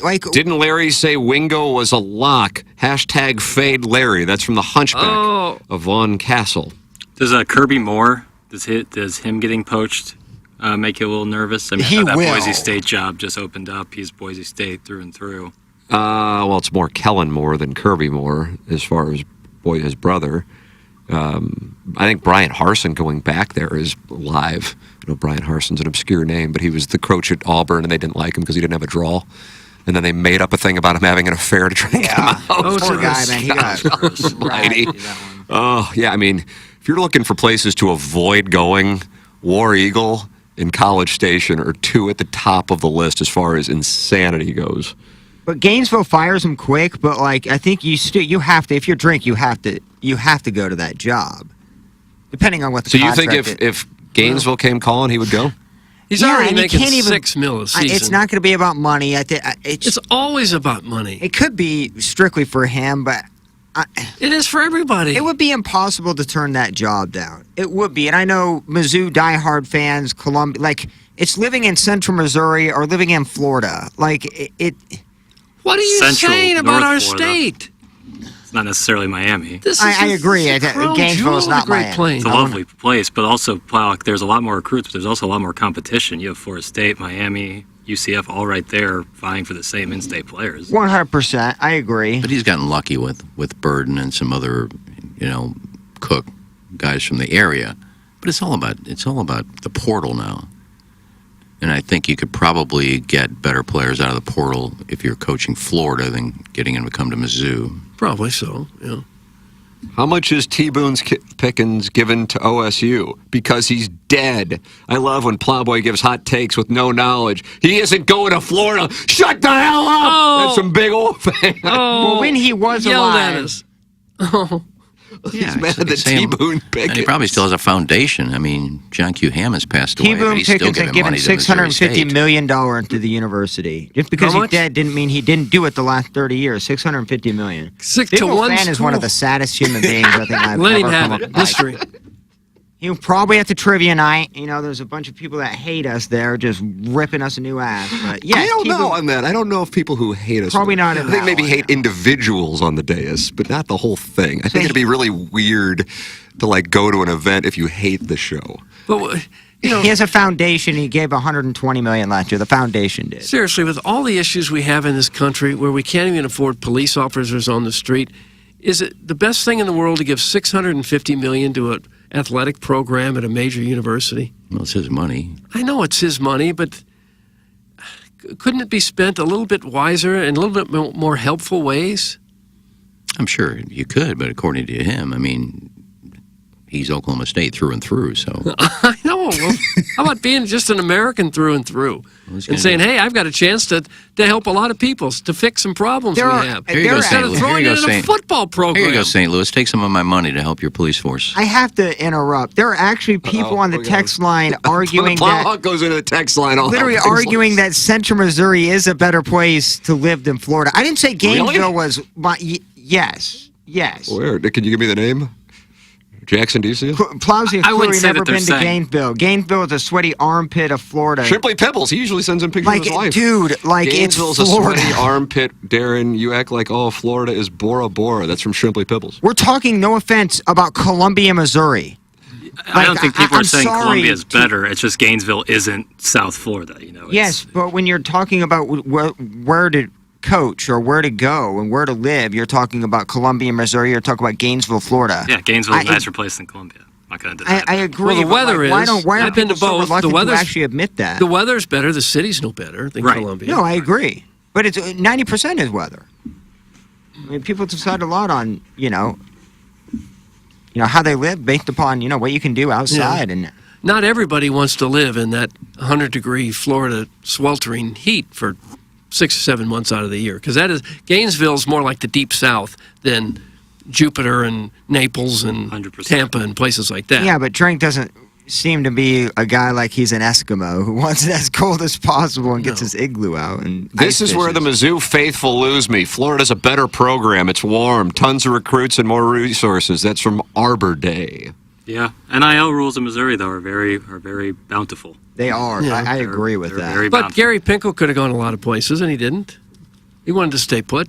But A lot of times you would agree that Gary Pinkel's an outlier relative to... Yeah, but I'm saying it's possible. Well, of course some it's some guys do. Some guys, not everybody wants to move to Florida. There's been a lot of successful coaches in other places who probably could have at some point decided not to. Sure. And what I wonder is with how quickly coaches are getting whacked now, which I think in part is a byproduct of social media and bubbles and then people rushing to judgments that I think can lead to really setting programs back, is a coach going, for example, Columbia, Missouri, where we went to school, so it's not like we're taking a shot as people who didn't go there, where we went to school. Yeah, it might not be the most desirable place if you're comparing it to Florida, but I also know that I have more stability here than I would if I'm down there. And in 2 years, Billy Napier was like the belle of the ball 2 years ago, and he could be getting whacked. Jimbo Fisher got a ridiculous contract and now is getting a $76 million buyout. That sends a message to whoever is going to take that job. Another name I've seen mentioned also, by the way, on that one is Urban Meyer. Yeah, I saw that. Just can't stay out, can he? Man. Well, why would you with the money they're throwing around? Since the old ball coach, since Steve Spurrier, the longest Florida coach has remained the Florida coach was Urban Meyer, 2005, 2010. Outside of that, it's 2 or 3 years. That's what I'm saying. It's like, take Eli Drinkwitz out of it, whomever, whether it's Kalen DeBoer, Dan Lanning, there just isn't much stability, and it's a little insane in some of these places. So is that the world that you want to go to? Well, and that's an individual's choice. That's not for us to decide. That's up to the individual. It's hard to know what exactly makes him happy. Some people nothing would make them more happy than go to a program that was mediocre and turn it into a big winner and just stay there and be a hero and a legend of that school forever. Have job security and not have to worry about bouncing around. He's got a young family, doesn't he? He may not want to move his kids all the time. You just don't know. And some people like little podunk cities. That's not a shot at Columbia. It's a nice little city. Some people kind of like that down-home feeling. Yeah. You don't want to go to the... Well, a successful football coach is the king of a city like that. Yeah. Maybe that's why Pinkel liked it so much. Yeah, could be. Then you could go to Florida and have a couple bad years, and out you go, and you're starting all over again.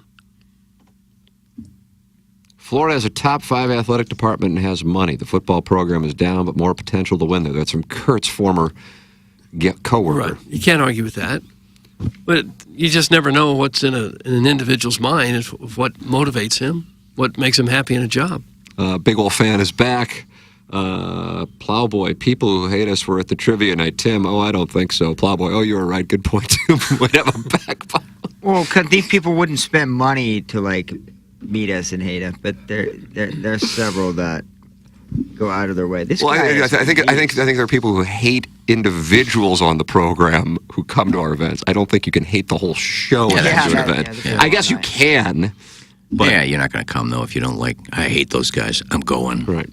Now, I do probably have a new person that hates me after Sunday. Oh, no. Who?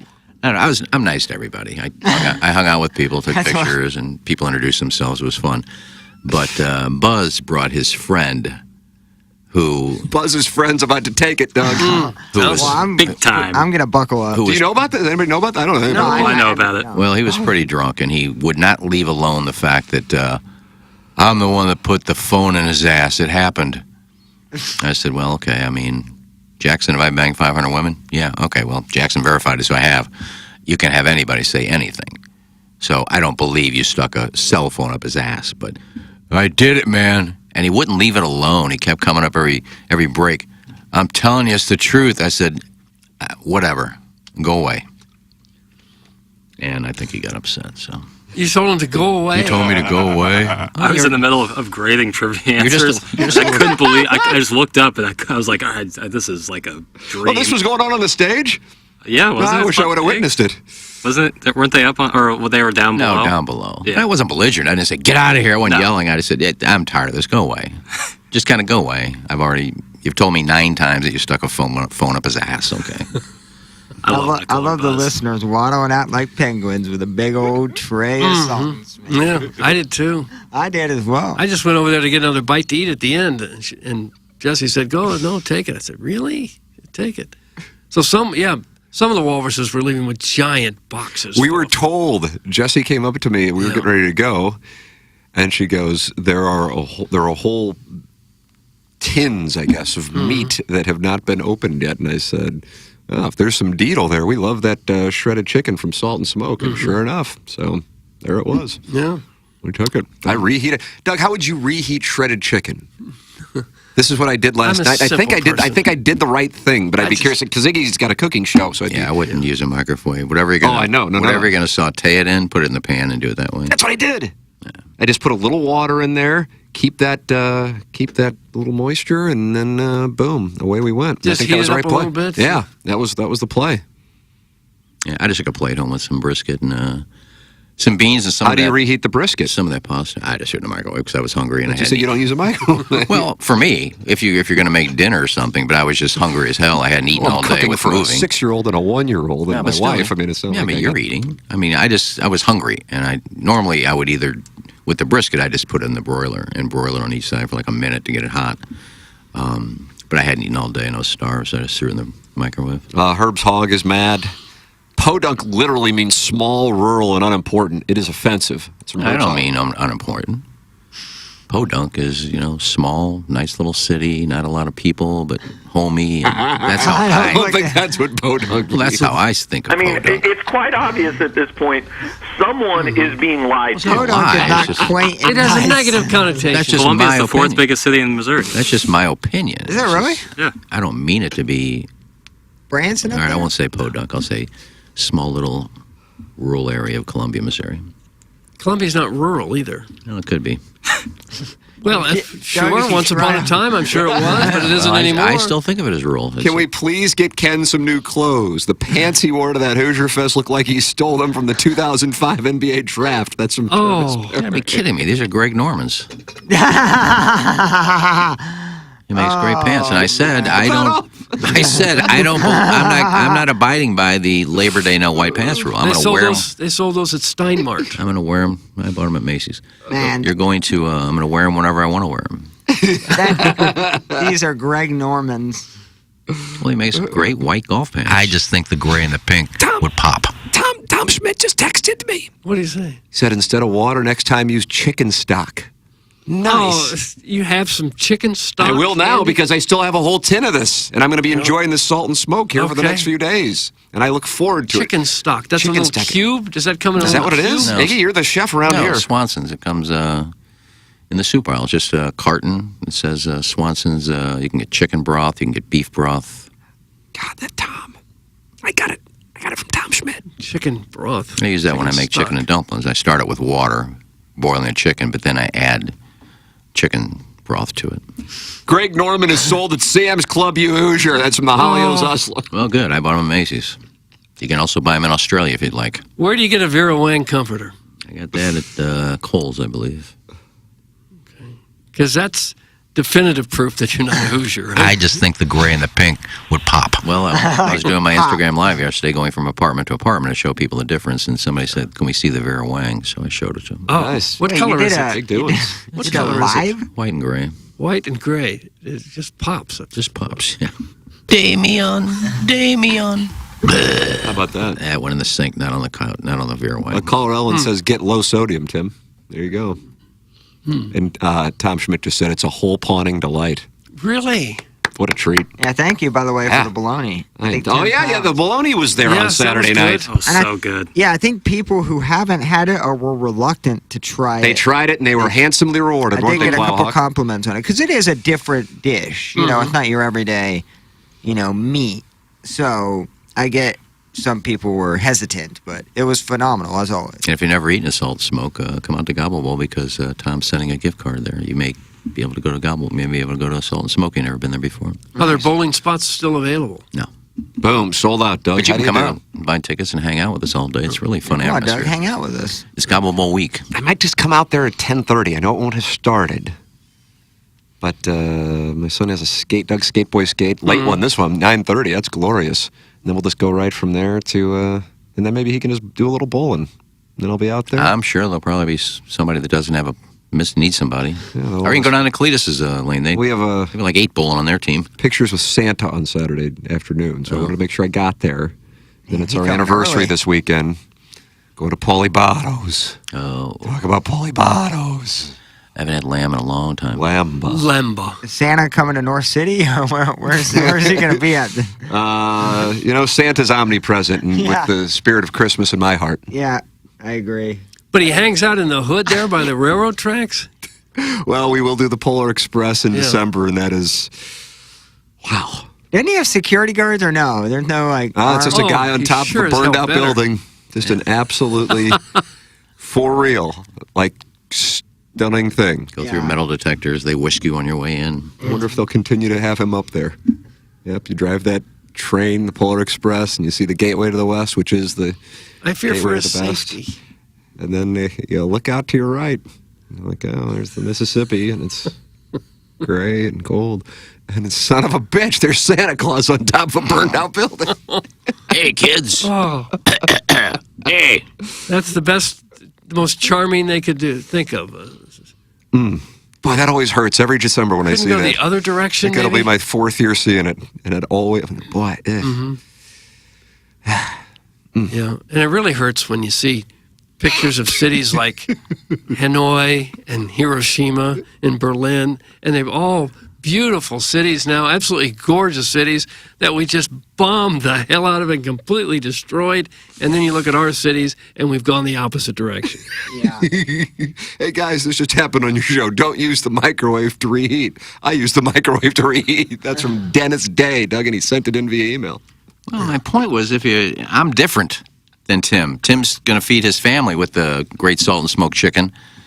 I'm just hungry as hell. I've been moving all day, hadn't eaten. I just wanted to eat something.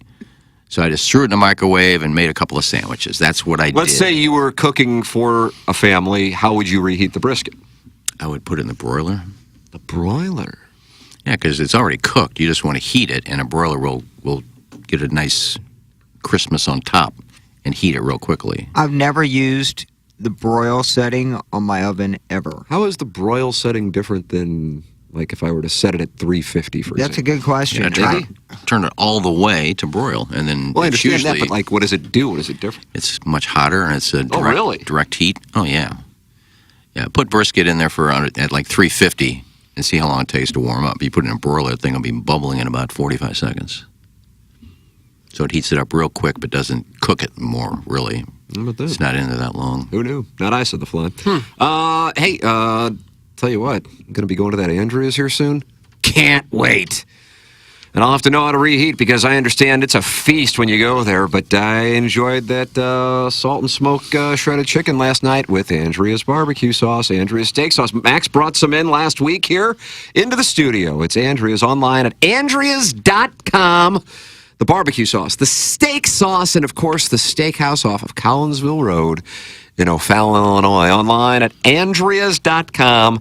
It is Andrea's Steakhouse. And, of course, You can get the steak sauce and the barbecue sauce at Schnucks or Deerberg's. What a wonderful treat it is. Andrew's, Tom's got a tip now on the brisket. This is good. Pro move on the brisket is to pan fry it to reheat. Iggy, how about that? Yeah, pretty much the same thing without the broiler. It's just a real quick, you put in a skillet, just a real quick one on each side, a little bit on each side. Because you don't want to cook. You don't want to cook it. No. You just want to heat it. There you go, Doug. God, we're going to do cooking tips here on the program today. We used to be a stock bulletin board. And Swingers bulletin board. Swingers bulletin board. And now it's all about cooking. It is. It's a culinary program. We've become domesticated. Yeah. Send your emails in. Design, Air, Heating, and Cooling. Email the day, the morning after at InsideSTL.com. Comes your way in a little bit more than an hour. Jeremy Rutherford will join us, fresh off of his appearance at Trivia Night on Saturday night on Balloon Party at 10:45. Get his perspective on the Blues. Skull-effing Stanley Crocky's Colorado Avalanche, and the comings and goings and goings and comings, and maybe it will impact the Blues in Edmonton because they've already whacked their coach. If it doesn't change, do they then go Bennington? Go after Drinkwitz, probably. Or Drinkwitz. Take your pick. Jeremy Rutherford. Gabe with us. Get his thoughts on this discussion coming up at 9 o'clock. Jackson went on a heater this weekend. Jackson, big weekend for you. And those who wager in Illinois can wager via Circa. Absolutely, yeah. The cooler is dead. The cooler is dead, Doug. The heater has returned. I am so back. Huge weekend for me in How the about this wagering Jackson department. guy? Yeah, really big, really needed. So if you're looking to do some wagering, let me suggest Circa Sports. The world's largest sports book in Las Vegas is now available in Illinois. That's right, the Circa Sports app is available for use in Illinois. So if you live here in St. Louis, just make the short drive across the river. If you already live in Illinois, sign up because the Circa Sports app is sports betting the way it should be with big app bets, high betting limits, tight money line splits, and the best customer service. Let's say you didn't have a great weekend gambling. You're looking to do some Monday Night Football wagering. Yeah. I'm seeing a lot of interest on this Broncos +7. Yeah, the Broncos. Seeing Broncos +7. Maybe buy that hook so you don't have a push. Maybe get that up to 7.5 if you're looking to do so. I don't know. Buying a half point at a +7. How about this guy? I mean, maybe the cooler was self-created. Hey, listen, I don't know. I'm just saying that's an option. And you can do it over at the Circa Sports app. Circa's going to switch to Iggy to do the reads after hearing that. Actually, Circa will like you advocating that. I like buying hooks. Can't hurt. Circa Sports app. Visit circasports.com for more details and get ready to start betting like a pro. If you or someone you know might have a problem with gambling, call 1-800-GAMBLER or text ILGAMB to 833-234. There you go. If you are injured in an accident, things can spiral out of control quickly, and you might have medical bills piling up, might not be able to work or provide for your family. Well, that's where CD Longo and Doug Biggs come into play. Doug Biggs was on hand at the Trivia Night on Saturday evening. Good to see him and talk it over with him. CD Longo and Doug Biggs, the Longo Biggs Injury Law Firm, will take all the complication and hassle out of your injury claim. They are TMA listeners. They are local, and they are online at longobigs.com. They will be the ones handling your case. You'll get personal attention, as either Doug or CD will personally handle your case. You'll get to know them just as they get to know you, and every last detail of your case. Go online at longobigs.com. That's longobigs.com. Longo Biggs Injury Law accepts personal injury, wrongful death, brain injury, and other catastrophic injury cases online at longobigs.com. Remember, the choice of an attorney is an important decision and should not be based solely on advertisements. Gabe DeArmond coming up at 9 o'clock on the program. Brought to you by James Carlton. Design, Air, Heating, and Cooling at 9:45. Email of the day. 10 o'clock, Jackson and I go down the hallway. We get our asses ripped for an hour. But they'll be happy when Jeremy Rutherford joins us at 10:45 to talk about the red-hot St. Louis Blues with wins over the Devils, Canadiens, Coyotes, and Colorado Avalanche, and scoring goals like left and right in 3 of those 4 wins. So that's coming up here over the next 2.5 hours. You are listening to TMA, presented by Brown & Crouppen from the Michelob Ultra Studios. Live from the Michelob Ultra Studios, KPNT-FM HD2, Collinsville, St. Louis. This is TMA All Day. Urban Dictionary defines thirsty as purposely, knowingly, and recklessly attempting to gain fame to boost self-esteem.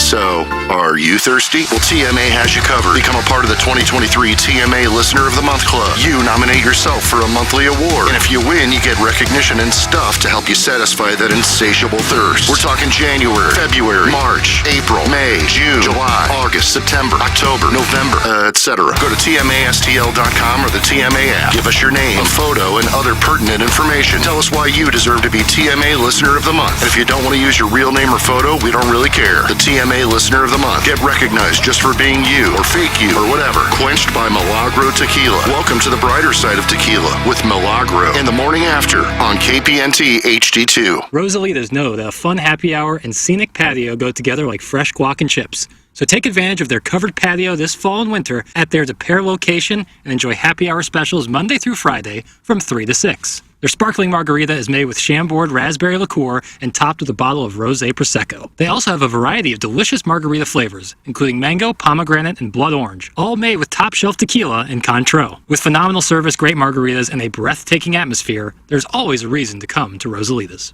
I get asked all the time by people, if I'm in an accident, what should I do? And while yes, you should call the police, exchange insurance information, and take pictures of the scene, all those things are important. But the most important thing you need to do is hire a personal injury lawyer. This is Doug Biggs from Longo Biggs Injury Law. And if you've been hurt by someone else's negligence, don't take on the insurance company yourself. Insurance companies have teams of people and a playbook designed to keep you running in circles so they can pay you as little money as possible for your accident claim. If you don't have a lawyer, they know you can't bring your claim to court, and they will never give you full value. We recently took an offer from an insurance company without a lawyer on the case from $12,000 to $200,000. You can't get that kind of result without an attorney on your case. Even if you don't hire us, you need to hire a personal injury attorney. Check us out online at longobigs.com. Hey, this is Joe Buck. We all have people we miss and who we would do anything to see or hear again. Whenever I want to hear my dad's voice, all I have to do is go to YouTube, but most people don't have that luxury. Now with Sound Story, your family's stories can be saved forever. Sound Story is a professionally produced hour-long conversation in which you or one of your loved ones is interviewed by the host of your choice, including TMA's own Tim McKernan, Doug Vaughn, and Jackson Burkett. Hundreds of St. Louisans have already told their stories with Sound Story, and the experience is one they loved. I think everybody that can do it, they should, for their children, for their grandchildren, because I know I would give anything to hear my parents' voice. Visit mysoundstory.com today and use promo code TMA for 10% off your Sound Story gift certificate purchase. That's mysoundstory.com, promo code TMA for 10% off your Sound Story gift certificate purchase. Sound Story, for you, for them, forever. Okay. Hot takes. Yeah. Pepperoncini. Pepperoncini. And now the Pepperoncini Show with Darren Adkins and Ken Stroh. All right, take it, fellas. There it is. That's the open. Pepperoncini. Pepperoncini. Pepperoncini. Pepperoncini. Pepperoncini. Pepperoncini. Pepperoncini. Pepperoncini. We don't know what it is. We don't understand the name. We just know it's stupid. And it's available every weekday, featuring Iggy and the Plowboy. Apparently it's some kind of a podcast or something. Available at TMASTL.com and on the TMASTL mobile app. Whatever. When we think of a real estate agent, we think of somebody simply selling our home or finding us a new one. I mean, they're all the same, right?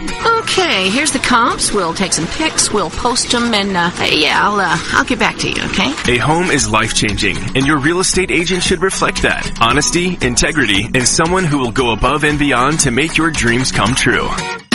The Jeff Lotman Group with Compass Realty. We're different because you're different. We want what you want. Experience the difference today at jefflotman.com, bringing people and properties together. I'm Tim McKernan here with Action Jackson, talking to you about Mark Hanna. TMA listeners have a lot to think through financially, whether it be saving up for their child's education or planning for their own retirement and everything in between. Whether you're like me and just getting started with your financial planning, or you're already retired, call Mark Hanna. It all starts with a 15-minute phone call to discuss your needs and design the right strategy for you and your future.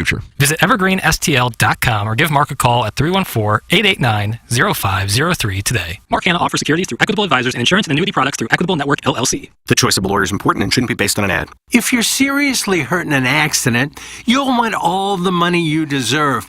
That's called justice. But there wouldn't be lawyers if justice was easy. No, justice is not easy. It's fought for and it's won. At Brown and Crouppen, we fight for justice every day. If you want some, call 222-2222. Because at Brown and Crouppen, justice is our business. Bet like the pros with the world's largest sports book right at your fingertips. Circus Sports is now available in Illinois. Hi, I'm Derek Stevens. I've been a lifelong sports bettor and I'm the owner of Circus Sports. We're excited that the Circus Sports app is now ready for action. Experience big app bets with high betting limits, tight money line splits, and more. Now you can download, fund, and bet like a pro from anywhere in Illinois. Download your new bookie today at circusports.com. If you or someone you know may have a problem with gambling, call 1-800-GAMBLER or text ILGAMB to 833-234. The Tim McKernan Show podcast, featuring long-form interviews with people from the world of sports, politics, and entertainment. And our guest today, Bill McClellan. Thanks so much for coming in. Hey, my pleasure, Tim. What's up, Caden?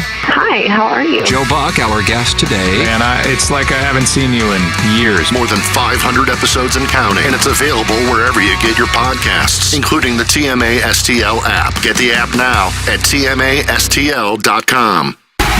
It's the Brown and Crouppen Morning After. On KPNT HD2, Collinsville, St. Louis.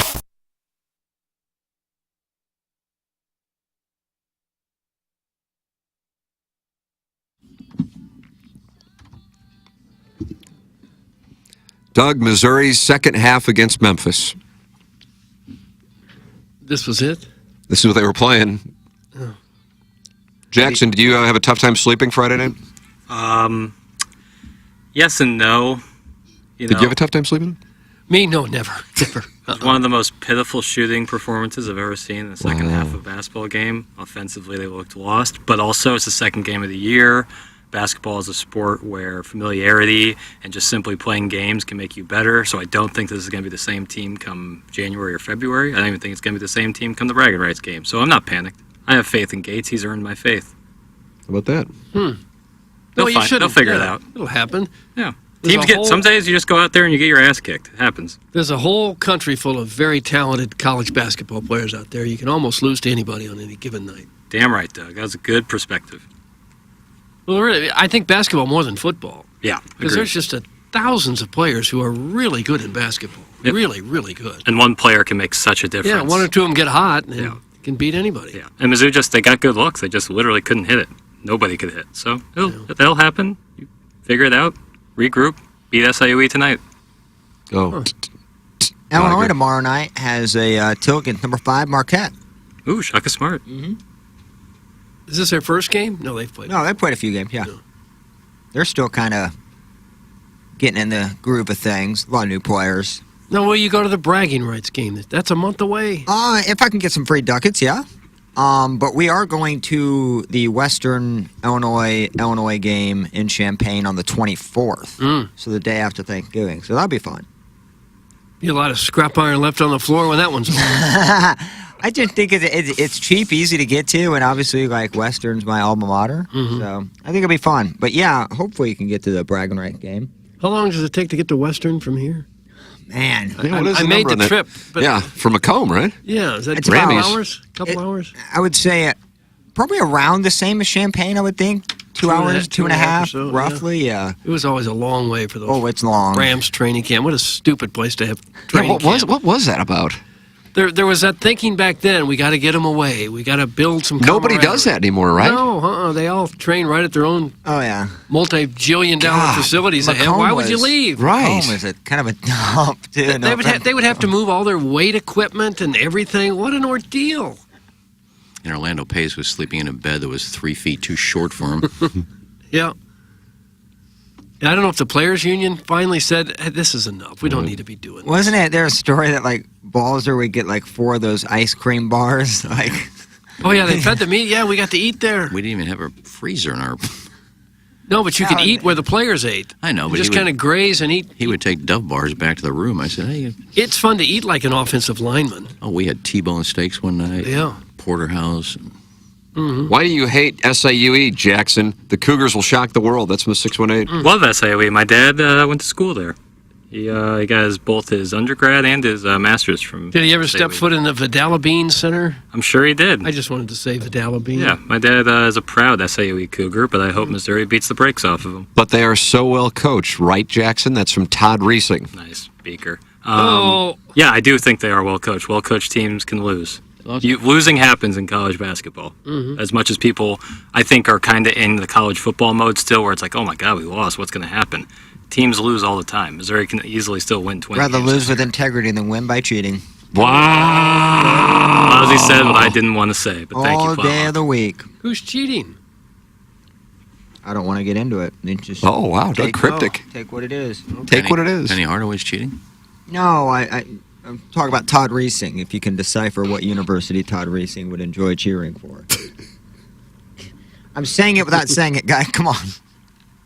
If Florida's such an attractive job, why haven't they hired a top-tier coaching candidate since Urban left? Doug, that's from the Reluctant Cuck. Well, they have missed on some coaching hires. I'm not disagreeing on that. You talk about Jimmy McElwain. You talk about Dan Mullen. Dan Mullen, McElwain. They have missed on some guys, man. So I don't disagree. I still think it's a very good job to get in college football, especially Drinkowitz, who, 4 years ago was at AP State. AP State. I mean, it's probably eye-opening for him. I'm sure they'll wine him, dine him in an interview process. It'd be hard to turn down, I would say.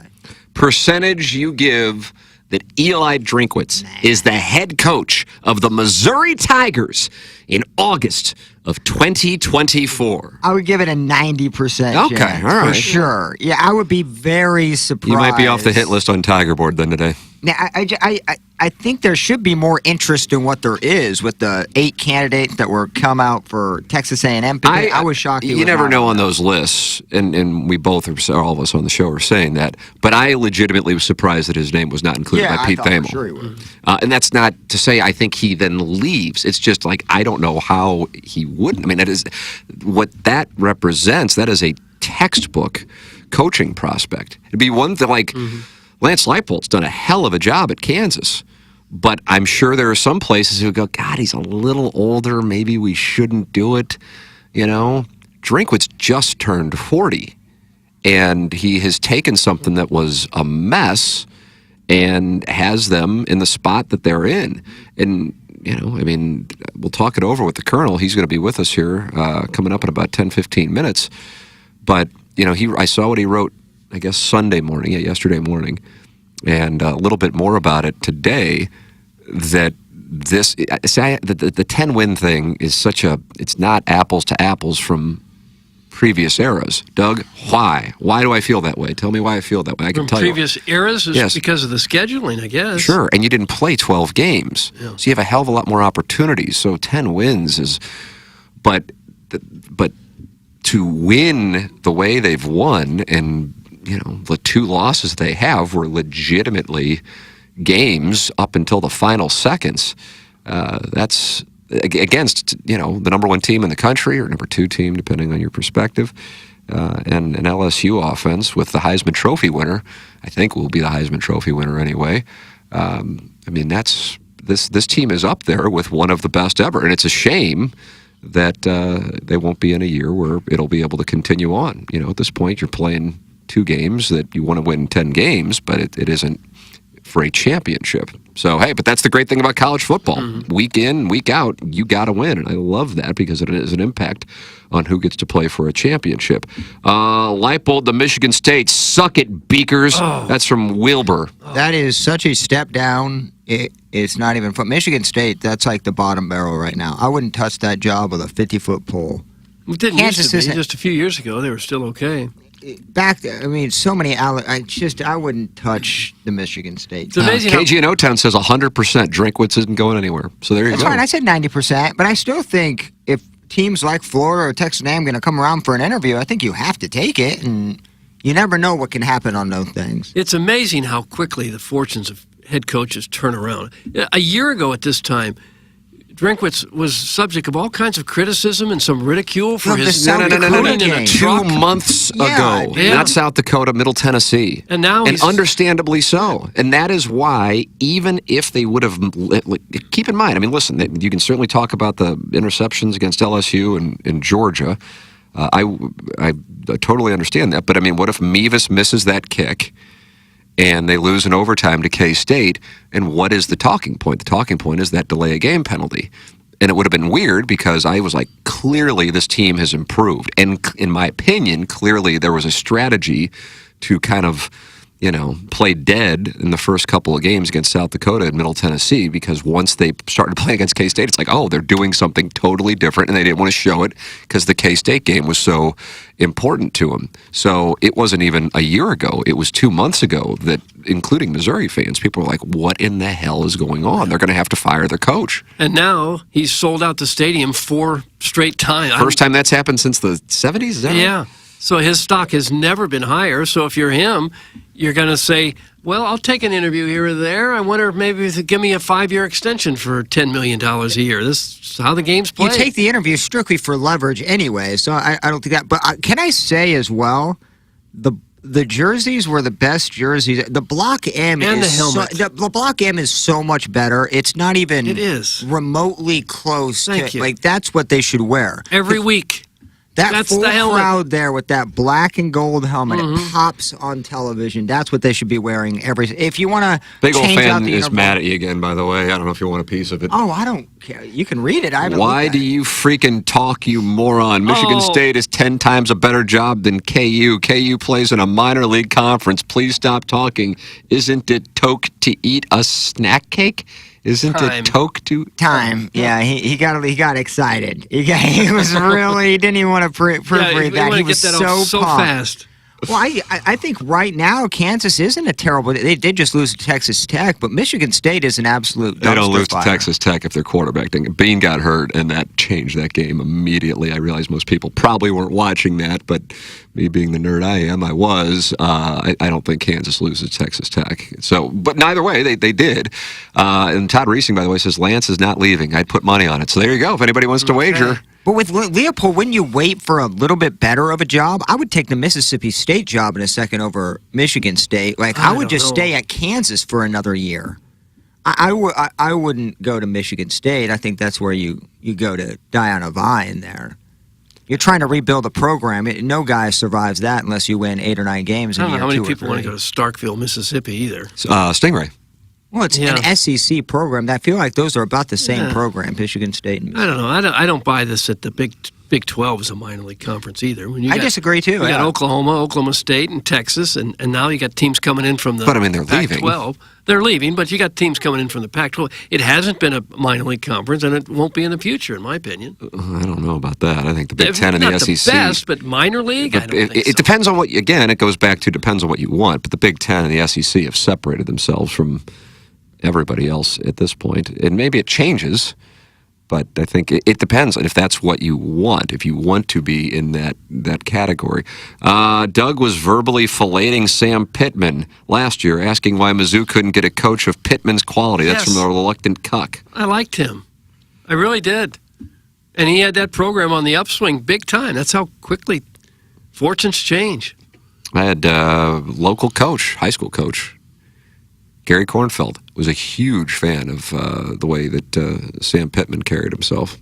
But, I mean, hey, you got to win games. And he was an offensive line coach, and it did not translate.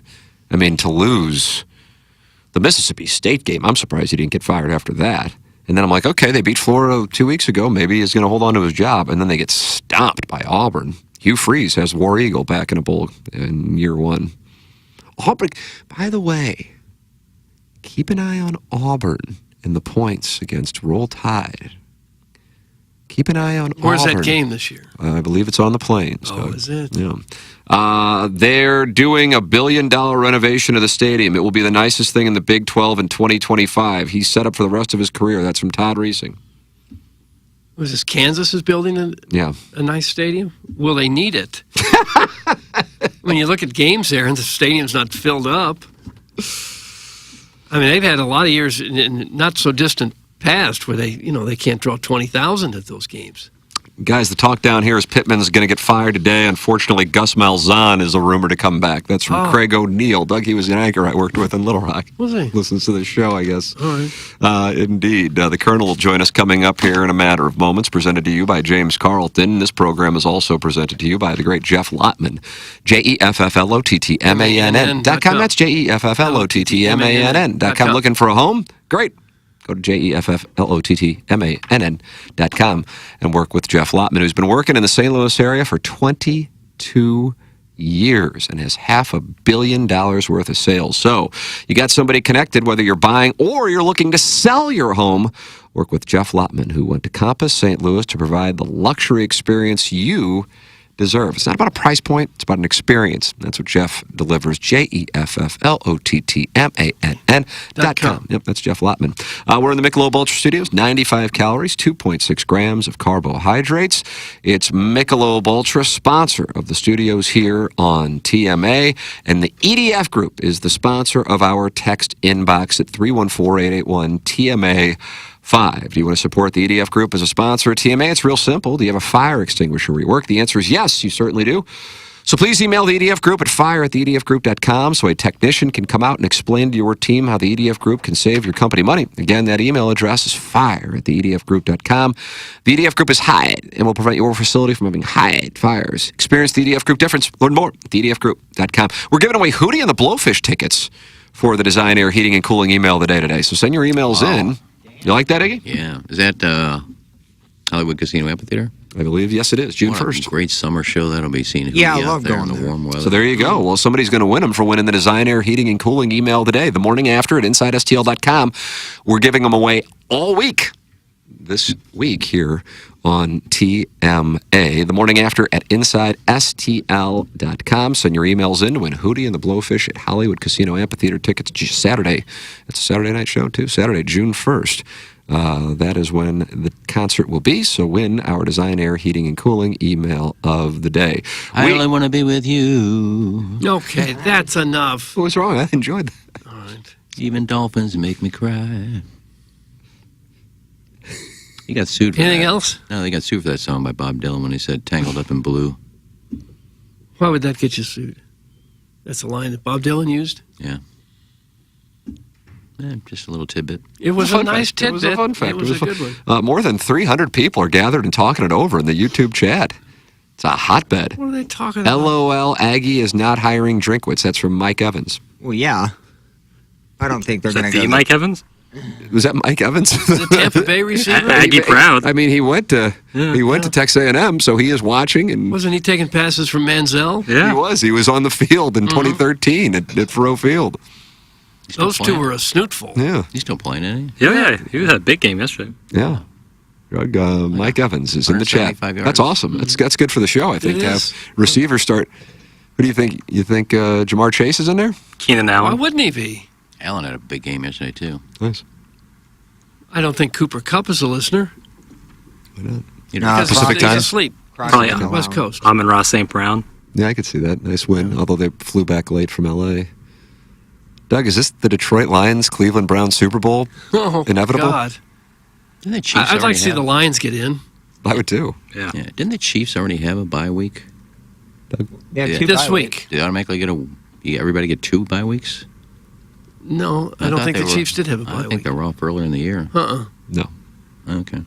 I just If, really... if they did, they got quite a deal. Yeah. I mean, for Yeah. fantasy Yeah. football purposes, I could be off the mark if they got 2 bye weeks. Everybody else didn't. Yeah, I could have swore they did. And No. I figured they just got a week Wouldn't be off because surprised if the I've got- NFL gave him a week. they're coming back from Germany. I've got Mahomes, and this is the first week he hasn't played. Okay. There you go. Only 1 bye week for the Chiefs. That is a TMA exclusive. Yep. I hope the Colonel's on hold watching and That's listening. why all to this. these receivers listen. See if the Colonel knows what Sporting Kansas City did. It seemed like he was really excited about their playoff win over the Doggies. Did they play this weekend? Real Salt Doug? Lake played, I think, too. Did they? Real Salt Lake. Doug, there's no worse Now it's one team and done, name right? in America than Real Salt Lake. I think It is- Sporting Kansas City is even worse. those two are up there. Sporting. How those What does that kolaches? even mean? Did you have one of those kolaches yet? No, I have not. No, I had to finish my cinnamon Greg roll. Warren just dropping off delicious treats on this program. Hey, if you're feeling sluggish, it's a Monday. Maybe it's a Monday. But maybe it's low testosterone, low energy, low motivation, weight gain, muscle loss. You're tired all the time. You're feeling anxious, you're feeling moody, you're irritable, you're impatient. Those are symptoms of low testosterone. Decreased mental acuity, attention span, and stress can cause focus issues on even the most simple tasks, and belly fat, and feeling bloated, and lack of lean muscle and tone that used to be easy to get rid of or maintain. Those are also symptoms.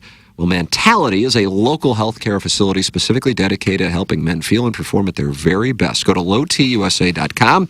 I did, and I got checked out, and it was really easy. Friendly staff out there. The normal range for testosterone is large. If you've been to a doctor and they told you that you were normal without understanding the range or testing your free testosterone, it was not fully looked at. Come get checked with Mentality. It's easy to do, and you can have your answers. lowtusa.com Mentality. Design Air Heating and Cooling email today at 9:45. Balloon party at 10 o'clock. They're angry, but it'll be fun because you can go in the YouTube chat and talk it over, and that's become a hotbed of activity with Don Peepee. He runs things in there. Does he really? Yeah. It does kind of sound like he is. He's in charge. He's got the most swagger. Yeah, he does. Don Peepee. That's correct. And then Jeremy Rutherford, who was at the TMA Trivia Night wearing a wonderful velvet jacket. Will be with us at 10:45. The Colonel joins us, presented by James Carlton at the Carlton State Farm Insurance Agency. Next, this program is called TMA, and it airs from the Michelob Ultra Studios, presented by Brown and Crouppen. The choice of a lawyer is important and shouldn't be based on an ad. If you're seriously hurt in an accident, you'll want all the money you deserve. That's called justice. But there wouldn't be lawyers if justice was easy. No, justice is not easy. It's fought for and it's won. At Brown and Crouppen, we fight for justice every day. If you want some, call 222-2222. Because at Brown and Crouppen, justice is our business. Bet like the pros with the world's largest sports book right at your fingertips. Circus Sports is now available in Illinois. Hi, I'm Derek Stevens. I've been a lifelong sports bettor, and I'm the owner of Circus Sports. We're excited that the Circus Sports app is now ready for action. Experience big app bets with high betting limits, tight money line splits, and more. Now you can download, fund, and bet like a pro from anywhere in Illinois. Download your new bookie today at circusports.com. If you or someone you know may have a problem with gambling, call 1-800-GAMBLER or text ILGAMB to 833-234. Hey, this is Joe Buck. We all have people we miss and who we would do anything to see or hear again. Whenever I want to hear my dad's voice, all I have to do is go to YouTube, but most people don't have that luxury. Now with Sound Story, your family's stories can be saved forever. Sound Story is a professionally produced hour-long conversation in which you or one of your loved ones is interviewed by the host of your choice, including TMA's own Tim McKernan, Doug Vaughn, and Jackson Burkett. Hundreds of St. Louisans have already told their stories with Sound Story, and the experience is one they loved. I think everybody that can do it, they should, for their children, for their grandchildren, because I know I would give anything to hear my parents' voice. Visit mysoundstory.com today and use promo code TMA for 10% off your Sound Story gift certificate purchase. That's mysoundstory.com, promo code TMA for 10% off your Sound Story gift certificate purchase.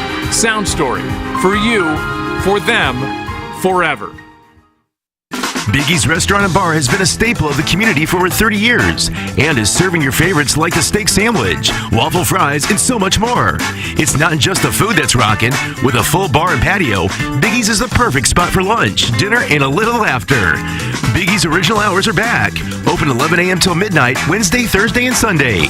And 11 a.m. till 1 a.m. on Friday and Saturday. Check out the full menu at biggiesrestaurant.com and stop in today. Okay. Hot takes. Yeah. Pepperoncini. Pepperoncini. And now the Pepperoncini Show with Darren Atkins and Ken Stroh. All right, take it, fellas. There it is. That's the open. Pepperoncini. Pepperoncini. Pepperoncini. Pepperoncini. Pepperoncini. Pepperoncini. Pepperoncini. Pepperoncini. We don't know what it is. We don't understand the name. We just know it's stupid. And it's available every weekday, featuring Iggy and the Plowboy. Apparently it's some kind of a podcast or something. Available at TMASTL.com and on the TMASTL mobile app. Whatever. Do you want to support the EDF Group as a sponsor of TMA? Well, it's real simple. Do you have a fire extinguisher where you work? The answer is yes, you certainly do. So please email the EDF Group at fire@theedfgroup.com so a technician can come out and explain to your team how the EDF Group can save your company money. Again, that email address is fire@theedfgroup.com. The EDF Group is hot and will prevent your facility from having hot fires. Experience the EDF Group difference. Learn more at theedfgroup.com. The Illinois Recovery Center is dedicated to providing precise and authentic care to those seeking help and treatment. Whether you've made the life-saving choice to seek help on your own or you want to be prepared for the other end of an addiction intervention with a loved one, the chance to learn about addiction recovery is available to you at the Illinois Recovery Center in Swansea. If you or someone you know wants more information about the Illinois Recovery Center, please call 888-472-9559 or email info@illinoisrecoverycenter.com. I'm Tim McKernan here with Action Jackson talking to you about Mark Hanna. TMA listeners have a lot to think through financially, whether it be saving up for their child's education or planning for their own retirement and everything in between. Whether you're like me and just getting started with your financial planning or you're already retired, call Mark Hanna. It all starts with a 15-minute phone call to discuss your needs and design the right strategy for you and your future. Visit evergreenstl.com or give Mark a call at 314-889-0503 today. Mark Hanna offers securities through Equitable Advisors and insurance and annuity products through Equitable Network, LLC. Hey, this is Tim McKernan, and I am here with a great TMA sponsor, and that is Longo Biggs Injury Law Firm. And you may hear a bunch of out-of-state law firms advertising here and there all over on billboards and so on and so forth. But the thing is, oftentimes their goal is to just settle and move on, and that's not what you guys do. Yeah, this is CD Longo, and you hear us talking a lot about maximizing the value of cases, but what does that actually mean? Well, as Tim said, there's lots of personal injury lawyers in St. Louis, and everyone handles cases differently. We focus on getting the highest dollar amount for your injuries, not just getting a resolution quickly. We're constantly tracking all the settlements and verdicts in the area. This helps us advise our clients on whether a settlement offer is too low. And if the amount of compensation being offered is too low, we are happy to file lawsuits and proceed to trial to ensure our clients receive an amount that is fair. Visit our website or Google us at Longo Biggs Injury Law. The choice of a lawyer is an important decision and should not be based solely upon advertisements. Live from the Michelob Ultra Studios, KPNT-FM HD2, Collinsville, St. Louis. This is TMA All Day. Tim, Doug, Iggy, Plowsy, Action Jackson. It's the Brown and Crouppen Morning After. 105.7 HD2. Well, Doug, you're right. Josh Heupel heard this and couldn't sleep Saturday night. He was afraid to come into Columbia. Nope. He's afraid to come back now. Tennessee did not look like a team that should be ranked. I know they've had good games this year, but on Saturday, they did not look like a very good team. Would it shock you if they beat Georgia? Like, absolutely shock you? Yes. See, I don't know. I mean, Tennessee can turn. I would take Tennessee in the points this weekend. Yeah, I kind of think so as well. I don't think they'll beat them, but I wouldn't be absolutely shocked if they did. I think Georgia will destroy Tennessee, just like Missouri destroyed Tennessee. We shall see. I expected them to destroy Ole Miss after getting snubbed on that number one spot. By the way, I thanked you in the 7 o'clock hour. That was my pick of the year. Oh, my God. We were sitting there on the stage at St. Gabriel's for the trivia night on Saturday night, and I was telling all the boys, I said, James talked about it. I guess Iggy and Jackson bet the over, right, Jackson? Is that what No, I bet the spread. You bet the, you break Georgia minus the points? You're fine. I'm just like, Ole Miss, and we have some Ole Miss graduates who are really kind of hypersensitive about it. I don't know what the deal is, but whatever. This isn't a shot at Ole Miss. It's just an analysis of college football. Ole Miss may be a good team, but they don't have a defense. So Georgia, and when you came in last week and the team total for Georgia was 31.5, I go, oh my God. This was up there with me for like the Missouri wins at 6.5 going, this is kind of in the category of I've got to bet it. I bet it, but I didn't bet as much as I really should have unloaded. And by the way, I misclicked and took the under, and I had to contact my guy. Oh, gotcha.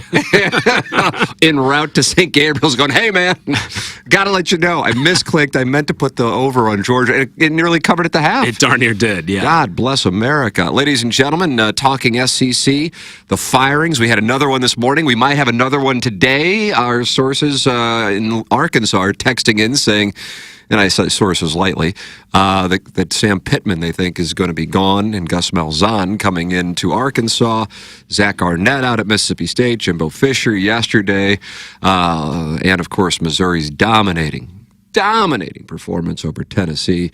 It's time to talk it over with the Colonel, presented by this gentleman right in here, James Carlton of the Carlton State Farm Insurance Agency. Good morning, Colonel. Hey, guys. Hey, before we talk about Missouri, if you're taking the points with Tennessee this weekend, how many points is Tennessee getting? Like 59.5? Colonel. I believe the number is only 10. To run them off the field. All right. I think so, too. That's fine. The buildings are big in Las Vegas. Tennessee just had their hearts ripped out in Missouri, and I think Georgia will just tub thump them. Georgia, I mean, they haven't wrapped there's up. Nothing left for Tennessee. You're talking about the difference between like the Gator Bowl and the Music City Bowl or something. That's all that's left. I believe the number is 10. And my guess is a lot of people will be on the Bulldogs. Yep, it's plus 10. You just tease that down to 4 and you're in good shape. Yeah. It is Georgia minus 10. Oh, and they got it listed 11. It's a 2:30 game, right? It is, yeah. The place where I go and place a friendly wager. What's the biggest game this weekend, by the way? Any game that Mizzou plays, Tim. Really? Mm-hmm. I don't know. This is a crap weekend. I guess it's before there rivalry weekend, and there's really nothing great. Utah, Arizona? Jeez. There aren't many good games, honestly, because so many of the conference. I think probably Oregon State, Washington is the biggest game. Yeah, I guess so. Some Missouri fans a little irritated that Oregon State Oregon State hasn't played Washington or Oregon yet. So, right. The Beavers. If Oregon State wins its last 2 games, they fully deserve to be ahead of Missouri. 100%. If they don't, they will drop below Right, Missouri. That's why these rankings that are released every Tuesday night, like, people have got to understand, it's just entertainment. They don't matter at all. Like, Ohio State and Michigan are 1 and 3 or whatever. Fine. They're going to play each other. They won't finish there. Yeah, it is. I guess all it tells you is that they value the resume of who you've beaten, I suppose. And at this point now, I think Georgia then passes Ohio State because Penn State, which by the way, you cautioned against that on Friday, Colonel. I have to give you credit. I have to give James Carlton credit on the Georgia play with the team total against Ole Miss. I was saying upset alert, Penn State, Michigan. I'd watched a little Penn State, Ohio State. That's all I had seen of Penn State this year, and you said they cannot score. Their offense is stunning. I watched that on Saturday. Holy crap, you were right. Yeah. James Franklin terminated the offensive coordinator yesterday. What an operation that is. Everyone involved with that offense should be charged with a criminal offense. Oh, they're going to jail! I thought it was just entertainment. But no, oddly, Penn State is actually the team Missouri fans really need to pay attention to tomorrow night in the rankings.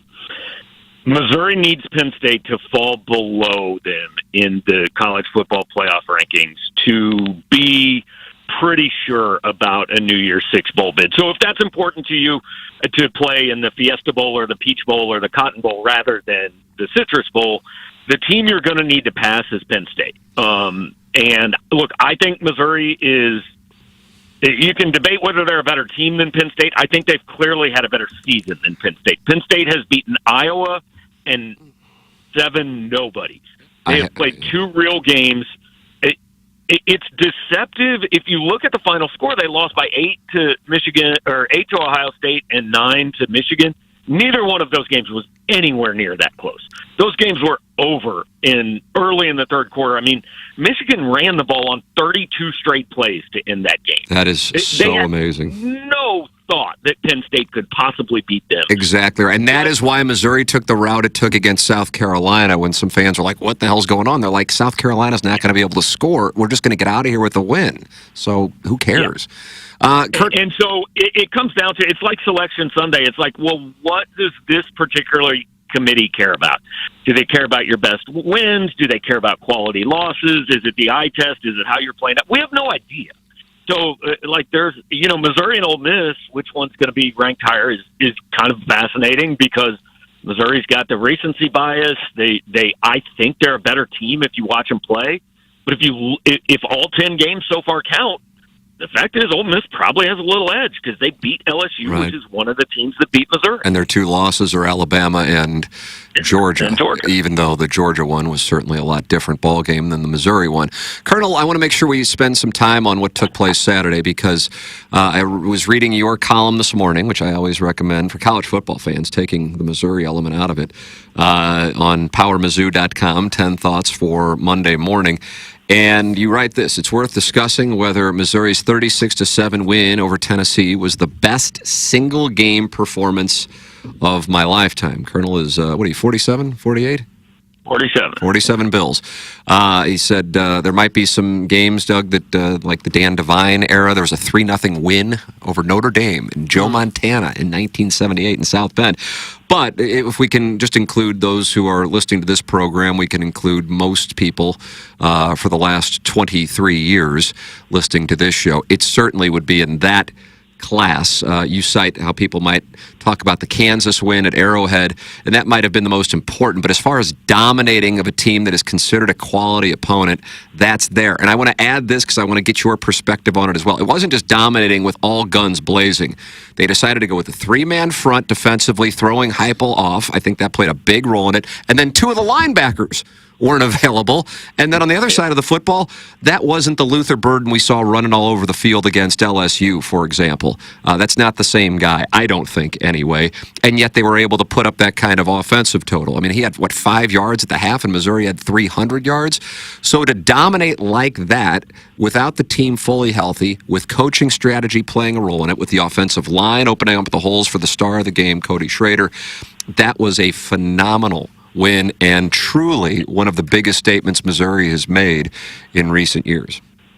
Yeah, that looked like Missouri, South Carolina this year. Just kind of, even when it was 7-3 Tennessee, you looked at the game and go, but Missouri's just been way better. I know the scoreboard doesn't say it because they had an interception at the 15 and Tennessee hit one big play, but Missouri was just better on almost every snap. The game a lot of people have brought up is like the 2007-2008 games that Missouri beat Nebraska pretty badly. Those Nebraska teams, like at the time, were considered good. They ended up being, right, decent, not great. Tennessee came in number 13, and you can argue where they're going to finish, but I think that's a top 25 team, and they looked like they didn't belong on the same field with Missouri. What is it that has made Corey Schrader so good? Because he certainly doesn't fit the profile of one of the best backs in the nation, but he seems to always hit the right hole. Is that what it is, or what is it? I think the big thing that made him good is changing his name to Cody. I knew the Colonel was going to jump on that. Colonel's not going to let a fastball pass him. I'm not going to let that go. Yeah, look, he's put in a ton of work. But what amazes me watching this team play is Cody Schrader does what he does, and then Nate Pete comes in the game, and all of a sudden the running game just dies. It honestly looks like, and I know this can't be true, it looks like when Cody Schrader goes to the sideline that the offensive line just stops blocking, and that can't be true. I think the best trait he has is that his bad runs get a yard. He just, sometimes you've got to understand, I can't dance, I can't bounce outside, there's nowhere to go, let me just plow forward and get 3 feet if I can get 3 feet.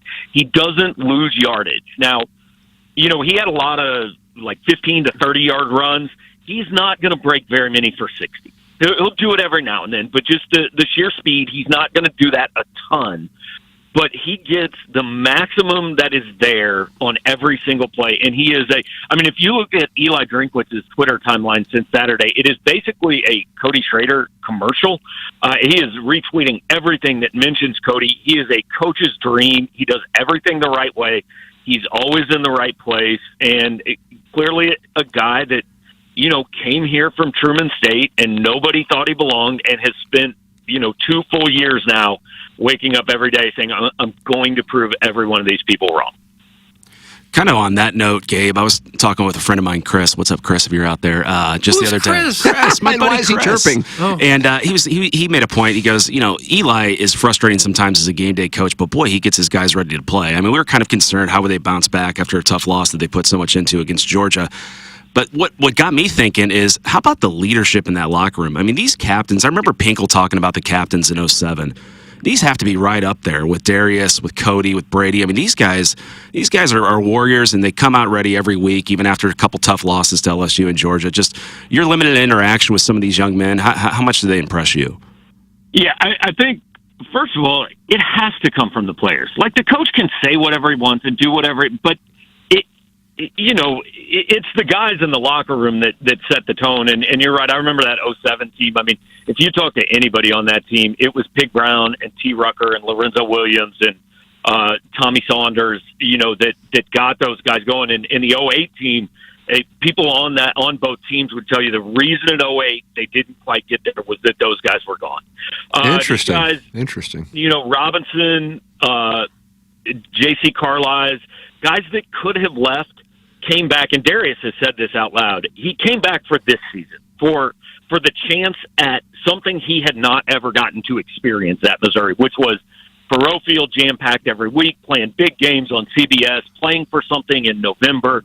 None of these guys have had that. And I think it's also, these are old guys. I mean, they've been here 4, 5, 6 years, This is, and like, Luther is their best player, but Luther isn't their leader. He's a sophomore. I mean, he's not the guy that's going to set the tone in the locker room every single day. That's Brady Cook. It's Schrader. It's Robinson. It's Carlisle. We're probably missing some. I'm sure Tyron Hopper, Chad Bailey are involved there. So, yeah, those guys deserve a lot of credit. I think the most impressive thing about this Missouri season, and I said last week, it was the only difference between Missouri and Tennessee. Tennessee had a bad day where they just didn't play well and lost to Florida. Missouri hasn't had a bad day that cost them. Now, you can say, well, they didn't play very well against Middle Tennessee, and they didn't, but they won the game, so that doesn't go down as a bad day. Their only 2 losses, they weren't Ole Miss no-shows at Georgia. They were just, hey, they played pretty well and got beat by a really good team that played a little better. That's a great observation on the leadership element, and that was the thing, James, going into it, that I was just like, they absolutely can beat Tennessee. I wasn't really sold on Tennessee. I was wondering how they were going to come out after the Georgia game, just being all in. You'll see some teams just fall off once they have that moment. The 2010 Missouri team, for example, Gabe, they beat Oklahoma, then they fell off against Nebraska, certainly had some injuries, but then they compounded it with a loss to Texas Tech, and then things kind of... In 2008, Missouri lost to Oklahoma State, and literally murdered. The next day it was like, there is nothing left. Yeah, and I was in Austin for that following week where they got just skull-pounded by Texas for that one. So let's talk about a variety of different angles here on this thing.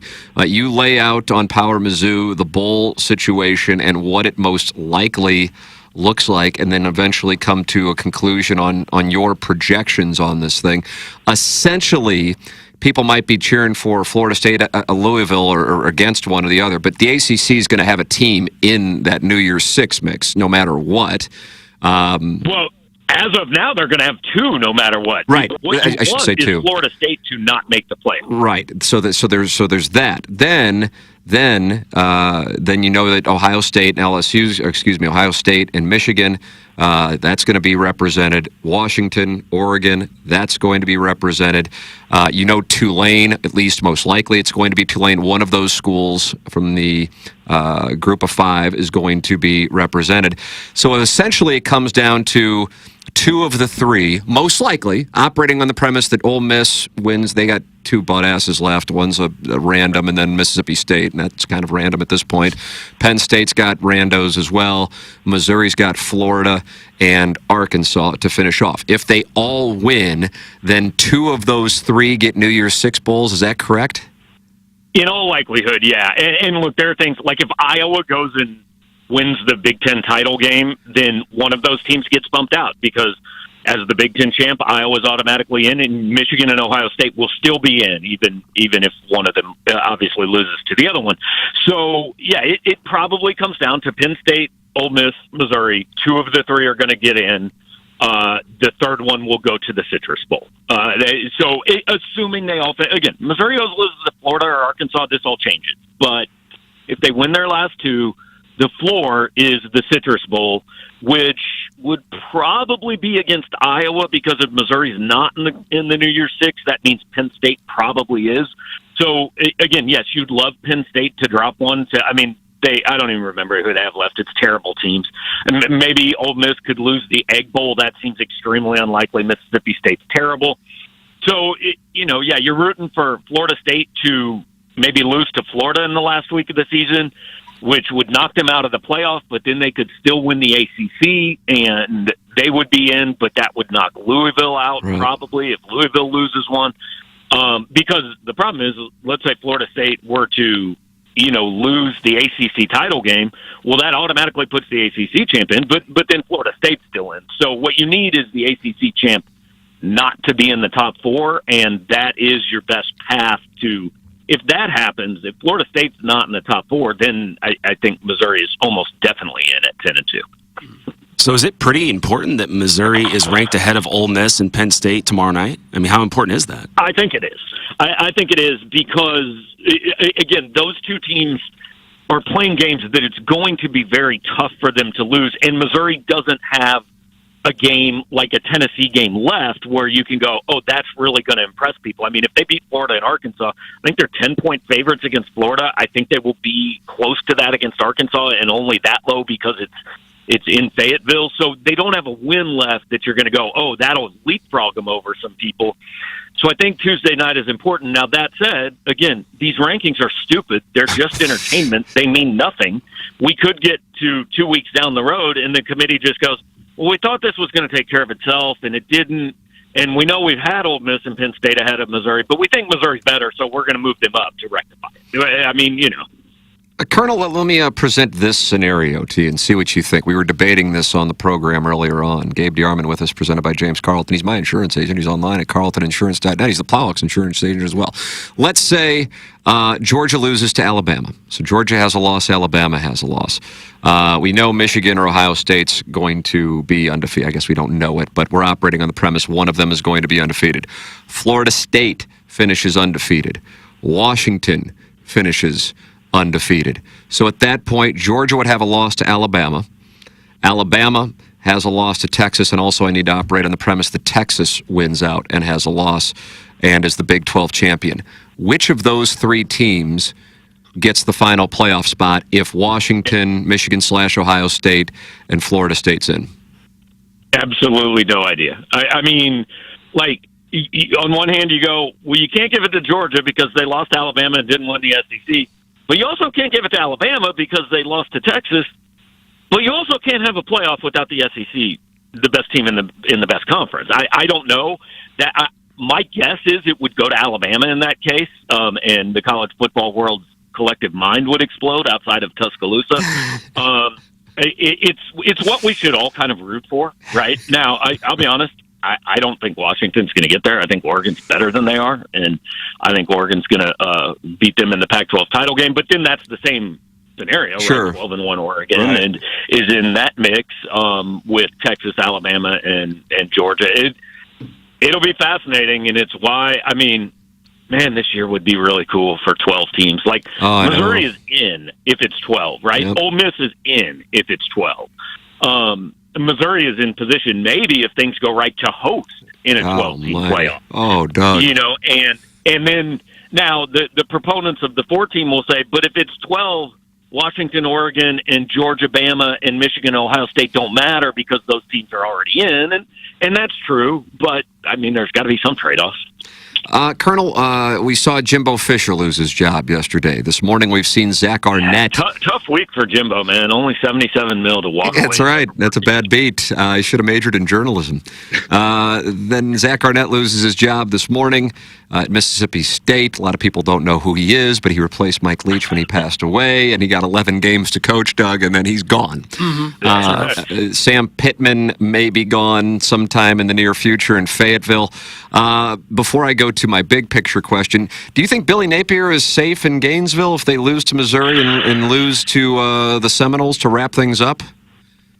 I think probably because he is recruiting really well this year. He has a really good class led by a quarterback named DJ Lagway that's one of the best in the country. I think would be okay, but would go into next year knowing, hey, it's got to be 6-6 maybe even 7-5, probably ain't getting this done. Right. So, with that all said, I was surprised, honestly, that Pete Thamel didn't list Eli Drinkwitz as a potential name. Now, again, this is Pete Thamel, I think, just firing things up. You just dismissed it right away. You know he is not. So, if I would just think that schools go, man, look at this guy. He just turned 40. He has done what he has done, at the very least 8-2. And he's got recruiting going in Columbia, 4 straight sellouts. You don't think that schools are going to go be interested? I think some schools will. I do not think schools that are clearly better. I do not think Texas A&M will have interest in Eli Drinkwitz. What about in Gainesville, if that were to happen? That's possible. If you got to that, I guess he might be a candidate there. I think his name would probably be on the list. Like, his name, I bet, will pop up on a Mississippi State list. That's a worse job. I mean, it's a worse job than Missouri. I don't really think there's much doubt about that, to be honest. So, jobs that I think Eli has to do something like this again before his name is going to pop up for jobs that there would be a serious consideration. Hey, is he going to go? Now, he goes 10-2 again, makes a 12-team playoff next year. Brady and Luther are leaving after next year, all that. Then, yes, then you have a conversation. And it's why some Missouri fans are saying, let's get out ahead of it now and give him more money, this year before that really becomes an issue. Obviously, no one has learned anything from Mel Tucker and Jimbo Fisher and all these things. But hey, if that's what Missouri chooses to do, it's not my money. I don't really care if that's what they want to spend it on. But I just don't see this year being a year where Drinkwitz has an opportunity that he really would have to consider. He does it again next year. I can see it. I think the bigger question is whether he will have to replace one or both coordinators after this year. Yeah. What do you think on that? And what can Missouri do about it? I mean, at some point, do you think that these guys get in the mix for a head coaching job? Blake Baker, I think. I mean, look, LSU is going to hire a new defensive coordinator after this year. Their defense is an abject disaster. They're going to make a change there.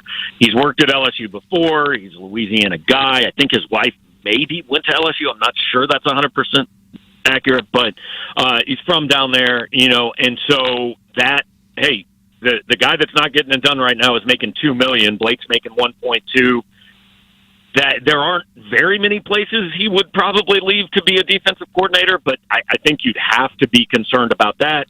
The other thing is, about the coaching carousel is, okay, as A&M's going to hire someone, what if they hire Mike Elko from Duke? Duke is now open, right? What if Willie Fritz at Tulane gets a job? There's a domino effect in these things. Like, Mississippi State's going to hire somebody, which is going to create another opening. So is Baker a candidate for those? I think he's a guy that if I'm a G5 athletic director, I think his name's definitely on my list as a head coach. I'm not sure Kirby Moore is ready to be a head coach yet. Boise State fired their guy yesterday. That's obviously where Kirby and his brother played.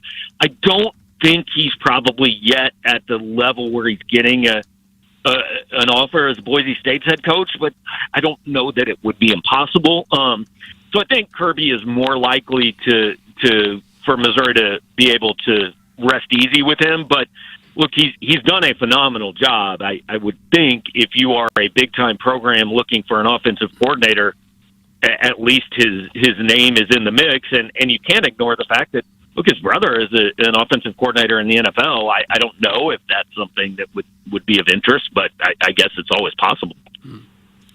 Would you suspect Mizzou will be strong enough next year? They got enough players coming back that they'll be a strong contender for one of those top 12 spots? It's so tough, right? With the transfer portal, I mean, we don't know who's leaving. We don't know who's coming in. We don't know you don't know what anybody's roster looks like until June. So it's really tough to say. I mean, it's good that they've got Cook and Luther Burden back. Theo Weiss could go pro. Cody Schrader can't come back. Javon Foster can't come back. Xavier Delgado can't come back. I'm guessing Chris Abrams-Drain and Ennis Rakestraw go pro. Tyron Hopper may go pro. Darius Robinson's gone. They lose Robinson for sure. Jaden Jernigan, I think, for sure. could lose Christian Williams. Realist George is gone. You know, I mean, there's a lot to replace, but that's what college football is. I just think, I mean, everybody will come out on whatever the day after the national title game is with, here's my top 25, but it's all ridiculous because we don't know what anybody's team's going to look like. What about when Joe Lenardi does his bracketology and has the matchups in the regions? I mean, that's accurate. Even starting times. And then after literally one day of the regular season, does a revival. Everybody had even played. Like, I mean, hey, and I get, like, you know, it's hilarious because people complain about clickbait, and it's the ultimate clickbait, but like it works. I mean, people click on it. That is why it is written, you know. ESPN doesn't show Yankees Red Sox every day because everybody would rather see Brewers Mariners. Ooh, sounds like a good one, Doug. Be fun to watch that. I see the pitching match up there. Yeah. It must be nice. James, do you have anything else for the Colonel? I think I'm good. Wow, James always brings in notes, which makes us uncomfortable. I've told you that, Who is Gabe. this Chris? Yeah. My buddy Chris. He's a longtime listener. We have a question. We want to know who Chris is. Colonel, always good to talk it over with you. Wonderful coverage on PowerMizzou.com, Missouri and Florida coming up. Also, SIUE and Jackson discredits SIUE, so he is catching a lot of hell from the Edwardsville fans as today. well he should. So that's happening. Yes.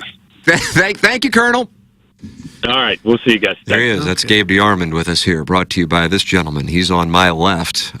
His name is James Carlton of the Carlton State Farm Insurance Agency, carltoninsurance.net, and I'd say he's the best in the business. So there, take that. You got time for a couple quick hypotheticals? Yeah, Doug's taking hypotheticals this morning. So if Mizzou and Penn State were to square off, what's the spread?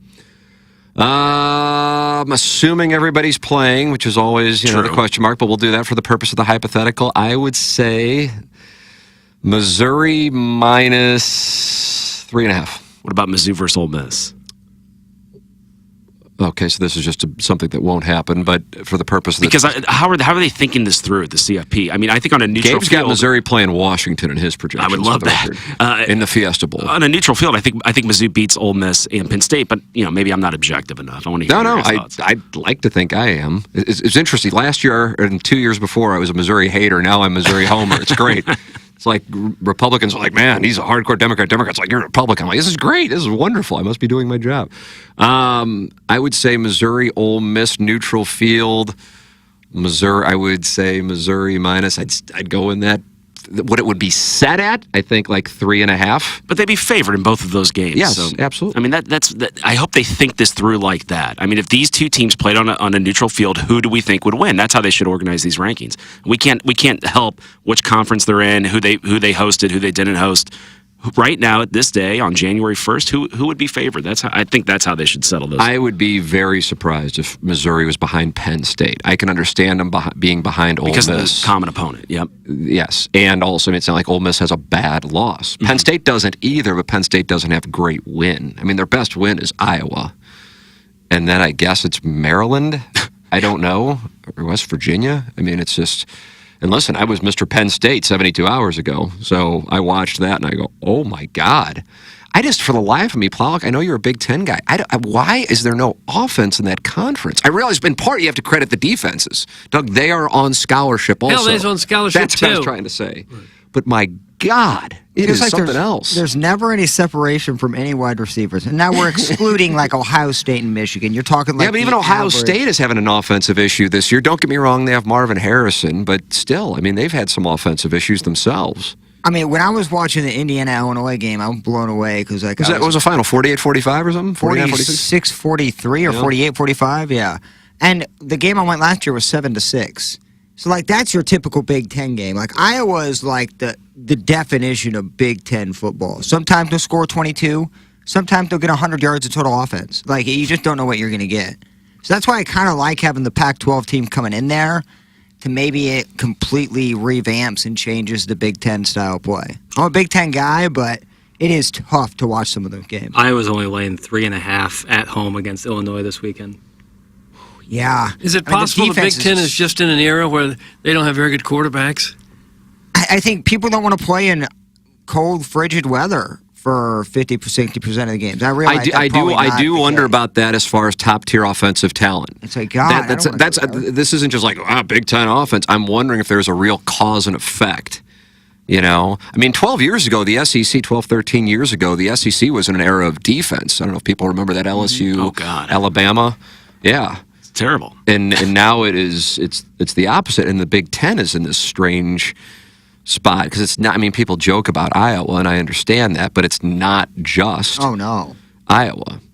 If we get to that scenario where Alabama and Georgia are playing in the SEC and Texas hasn't lost and Washington runs the table and Florida State runs the table, for the conspiracy theorists that came out for the Mizzou-Georgia game, if there's some phantom PI flags on Alabama in that game because they know that they kind of need Georgia to win to guarantee a spot in the Final Four there. Not a bad little observation. James Carlton's giving out wagering tips. Alabama gets hosed by the SEC officiating as a conspiracy. That would be incredible. Josh Heupel wouldn't know what to do with that.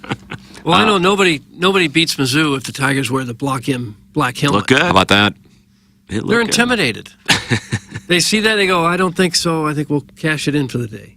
So Tennessee. They'll probably rock the anthracite for Florida. 10-point favorites, you know. Gary Pinkel's cell phone etiquette is passionate about Penn State's offense, which is a surprising position to take. But I got to tell you, Doug, got to respect it.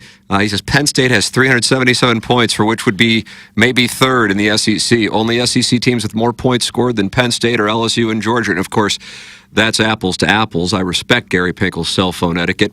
I'm just going to give you where they scored their points. 63 of those points came against Delaware, which is in the mix for the college football playoff if the right things happen. Another 63 of those points came against UMass. So, Doug, that's 126 Marcus Camby of the point. And Lou Rowe.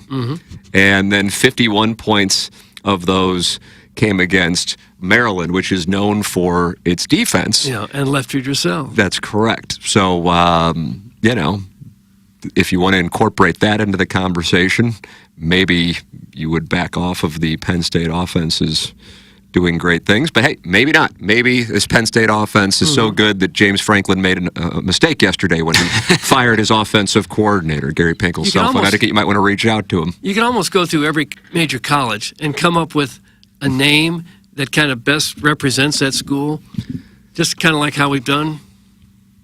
Who would the Missouri guy be around the country? If people say Missouri, what's the name that people would think of? What do you mean? Oh, yeah. In terms of the player? Just player or coach, or, you know, you think Indiana, I think Bobby Knight. Oh, I got you. Probably Chase or Brad, I would guess. Yeah, I guess. I'm not sure Mizzou has just one outstanding personality. Quinn. Yeah, maybe Norm Stewart. I was about to say, it might be Norm. I mean, you got to be a certain age. I mean, Jackson doesn't know anything about Norm Stewart. I mean, knows about him, but he didn't experience any of What that. about Lennox Glazer? Lennox Glazer. He would Gary be Pinkel's right cell up phone there. etiquette says Delaware's on scholarship, too. Well, they are. But Doug, they were a none trivia of them got question on Saturday scholarships. night. None of them had scholarship offers from better football schools. True. I don't think you'd say, let's Joe see. Flacco chose to go to Delaware. I got Michigan, I got Ohio State, I got Delaware. I'm going to Delaware. The Blue Hens. I don't think it happens. Guys, Iowa will beat Illinois 4-0. That's from Too Fat to Kayak in the Good cover. Illinois got Johnny Paddock, baby. Yeah, how about Johnny Paddock? You Did know, you know one you of the- talk about Tommy DeVito and the job he's doing is the Giants winning and handed it to the Cowboys yesterday. Paddock had one of the best college football games all year in terms of just pure stats. Where did that come from, Plowhawk? I have no idea. I don't even know why he's playing, I guess. Altmaier's hurt. I don't follow it too much. But I saw Johnny Paddock through the game winner last week and threw another one. It's a great college football name. Johnny Paddock. Johnny Paddock. Got a sick little stash. There was a crowd there on Saturday, too, which I was kind of surprised with. Beautiful day. And playing Indiana kind of, not really in it. You know, you talk about Anthony Thompson and the job he did with Indiana. Was that 92? Was it 90? 92? I don't know. I don't know the years, Tim. James, thank you so much for coming in and talking it over. Have a good one. You going to the game against the Gators? Absolutely. I'll There he see you is. out there. Oh, okay. We'll see James you there. Carlton. Carlton State Farm Insurance Agency is my insurance agent, and he's online at Carlton Insurance. He's Plowhawk's insurance agent as well. Illinois Recovery Center is the new premier inpatient substance abuse facility in Swansea, Illinois. When it comes to the disease of addiction, getting help should not be as difficult as it currently is. The Illinois Recovery Center's mission is to be the receiving hand in the community when someone seeks help, the IRC delivers a comprehensive system of care that welcomes both the individual struggling and family alike. If you or someone you know wants to learn about the Illinois Recovery Center, please call 888-472-9559 or email info@illinoisrecoverycenter.com. We are in cuffing season. We're in cuffing season. And if you are thinking about getting engaged, support the sponsors. Go to Glenn Betts Jewelers. That's GLENNBETZ Jewelers.com. They are located on Manchester in De Pere, and the parking is plentiful off Manchester because it's right behind the building. It's about a mile east of the I-270 Manchester exit, and you can work with the great Craig Betts and David Betts, third and fourth generation of the Betts family. Glenn Betts Jewelers started in 1941. There you are. They get to know you. And you're not just walking in and they're going, oh, well, let's see what his budget is. All right, let's go. No. They're going to get to know you. And they're going to take wonderful care of you because they are the official jeweler of TMA. It's Glenn Betts Jewelers at GlennBettsJewelers.com. Ladies and gentlemen, we are giving away Hootie and the Blowfish tickets for today's Design, Air, Heating, and Cooling Email of the Day. That concert taking place on Saturday, June 1st, 2024. It's time for the Design, Air, Heating, and Cooling Email of the Day. And young, ASMR Talbot's here, the author of Ken's Favorite Paintings and Posters. I actually take forest scenery photos and also family portraits at Sears. It's the holiday season, and I am running a buy one, get 5 for 25% off Easter special that includes a baker's dozen wallet picks. Sounds like Olin Mills. Slots are filling up, so act fast. Thanks. That's from number one Asian intern Brian Henshin. Brian Henshin. About Christmas, Thanksgiving. It's all before Easter. First off, Tim looked incredible Saturday night. Oh, yeah, he did. My mallet. You know the old adage, a guy forgets his second sexual experience with a man? Is that an old adage? Forgets his second one? I don't think so. And mine was Saturday night. Trivia, men's lavatory, stall 2. I was hurrying betweenst rounds when a familiar face with his khakis draped around his ankles. You like that, a round? I saw stall 2. People should flush that toilet when you're done. Oh, leave a totem pole? No. No, it was just urine. Oh. Jimmy did the door latch open. Room for one more? I was like, I can't tinkle if you're watching me. He just smiled and said, that's cool. Pee-pee isn't the liquid I'm looking for. I want the good stuff. Oh gosh. See, that Saturday, I didn't even see him. Besides, I voted for email because I wanted you here tonight. Because I can't deny anymore. I want you bad, like real bad. I rejected the notion of oral immediately, and he switched tactics. Dude must have done his homework because he knew I'm a sucker for good music. He started singing some ABBA. If you like it from behind, I'm the first in line. Honey, I'm still free. Take a chance on me. That's from Anita. And then she has the middle name B, and then her last name is J, like John J. Anita Bajay. Okay. Radio Gold today, boys. So last week I received a letter from my apartment complex telling me they were moving me from an 890 square foot apartment to a 790 square foot apartment. Now I have to figure out what to do with all my extra stuff. I have at least 50 paintings of The Cure, Lady Gaga, Grace Jones, Pitbull, that I guess I'm going to have to take down and peel the Scotch tape off the corners and roll up in a rubber band to put in a box. I have no idea what I'm going to do with my 8-seat dining room table and Hutch wine refrigerator and all my Bud and Bud Light neons I had in my man cave. So if anyone wants a sectional and 70-inch flat screen or anything else I mentioned in the email, I guess hit up my dumpster in front of my complex. Thanks, that's from Grimy from South County. Grimy from South County. What up, world? Call Jenny Craig because Drink just put Josh Heupel and his jumbo turkey neck on a strict diet of L's. Cody Schrader, ooh la la. Our state hasn't seen anyone run like that since Ken ran the Brentwood High School cinder track barefoot his sophomore year to try to get some ass and accidentally set an intramural record that still stands to this day. If he can go from D2 to D1 and have such success, then there's hope that TMA can someday graduate out of your piss-adjacent HD2 closet and slam an HD1. and nothing like a 5'8" nerdy Southern accent Drinkwitz repeatedly saying, "Stand on business," to announce to the SEC Blue Bloods that they're officially on notice. Looking back, it hurts to say, but it's true. Had Missouri worn the Block M helmets between the hedges, we'd still be competing for a natty. But the past is the past, and these Tigers the future. Please, God, give us anyone but Tulane in a New Year's Six Bowl. Watch this, Doug. We got Eli Drinkwitz waiting, and I want to talk some Mizzou hoops. Fight Tiger. That's from Tiger Terry. Okay, Tiger Terry with an enthusiastic email. I watched in awe as my uncle's tuchus seemed to swallow the recently refurbished rib detachment from the Sibian. No, here we go. I procured from an estate sale in Country Life Acres. Oh, that'd be a good estate sale there. Those are nice houses. As he increased his cadence, a bead of sweat ran down his cheek, and his colon seemed to shed tears of spiced ground beef. Oh! It stung my nostrils. Those aren't tears. It piqued my curiosity. His brown eel became my meal. Oh, think about it, Doug. That's God. from Tunnels 12K. Tunnels 12K with a vile email not worthy of your vote.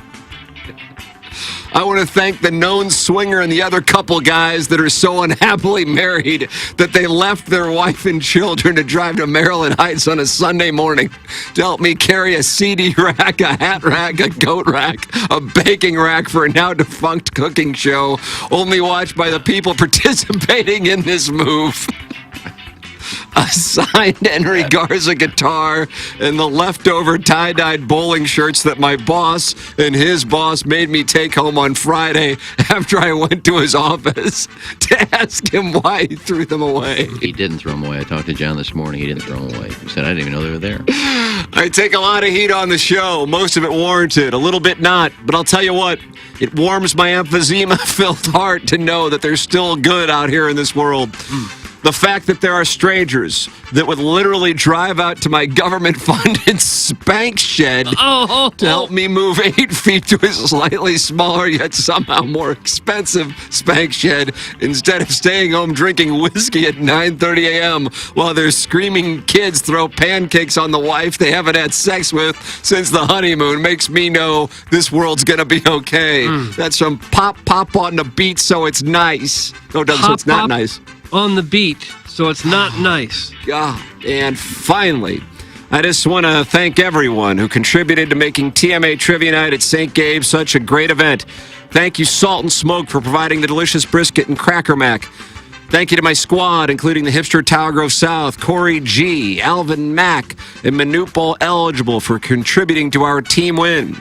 Thank you, Plowsy, for doing a fine job curating the movie trivia category, especially considering he attended a high school football game in Perryville Friday night, then the Illini overtime win in Champaign on Saturday afternoon, and presumably was effed up for all of it. Yeah, that's right. Thank you, Iggy, for writing tough but fair music questions that had all clear-cut answers.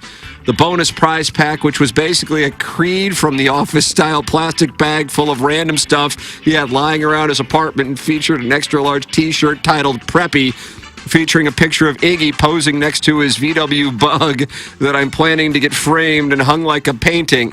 A Dillian Harper apron that I can wear when making pancakes with my kids. A knockoff brand Brockabrella. And coasters featuring Iggyisms like, if you want this life, it's not that hard to get. And it's not a lie, it's just a misquote of myself. I know a lot about asinine trivia questions with various correct answers that may or may not be accepted, and it's great. How's Jackson Burkett? Are we going to bring that back? How about that whole deal? Jackson actually allowed a margin of error of 50 feet on the question of how tall is the arch. Is that how they grade math at Horton Watkins? Hey, you were 8% off the correct answer, but we're going to give it to you anyway. Jesus! Oh. Thank you, Doug, for handling the backlash from Jackson's asinine questions with tremendous aplomb. Thank you, Jesse, and everyone at Hubbard for organizing the event. And thank you to Tim for bringing so many great friends together within this traveling circus of nitwittery. That's from Buck Swope. Doug, you were adamant that it had to be 630 feet or nothing at all. Of course, because it's a round number that people know, should know. Jackson, would you like to issue a statement? No. That's what we have for the Design, Air, Heating, and Cooling email of the day. What you got? The one that nobody got was, when was St. Louis founded? I don't think anybody got that. 1764? I gave the 50 feet thing because I tested it out on some people here, and people got none of the St. Louis history questions right, like zero of them. So I had to adjust it a little. All right. Well, Swope had a nice little email today, as well did Tiger Terry, but I'm going to give it to Pop on the beat, so it's not nice. Yeah, I agree with you. Those are 3 good emails. There were some great ones today. Unusual, because they were. It's the Hootie and the Blowfish tickets, pretty good. Yeah. Yeah, I'm going to go with Pop. Blueberry Pop is shipped to the Design, Air, Heating, and Cooling email today, and now has a 2-goal lead. Who was you dangerous. With? I was considering Anita with the middle name B, and then her last name is J. Pop was worthy. I really liked the when this guy at the trivia night turned around and said, he wanted the good stuff. He didn't want the urine. PP isn't the liquid I'm looking for. I want the good stuff. I felt like that was a line worthy of. Your eel is my meal. Almost did it for me. And Timmy Walters was so good too. Or was that Tunnels 12K? They're different people, so I can't keep. Sure they are. It's time for us to shut it down. For the Plowhawk, for Action Jackson, for Kenneth Iggy Strode, for my brother Kevin, for Douglas Sullivan Vaughn, I'm Tim McKernan, and this has been TMA, presented by Brown and Crouppen from the Michelob Ultra Studios. Hey, if you like the morning after, check out the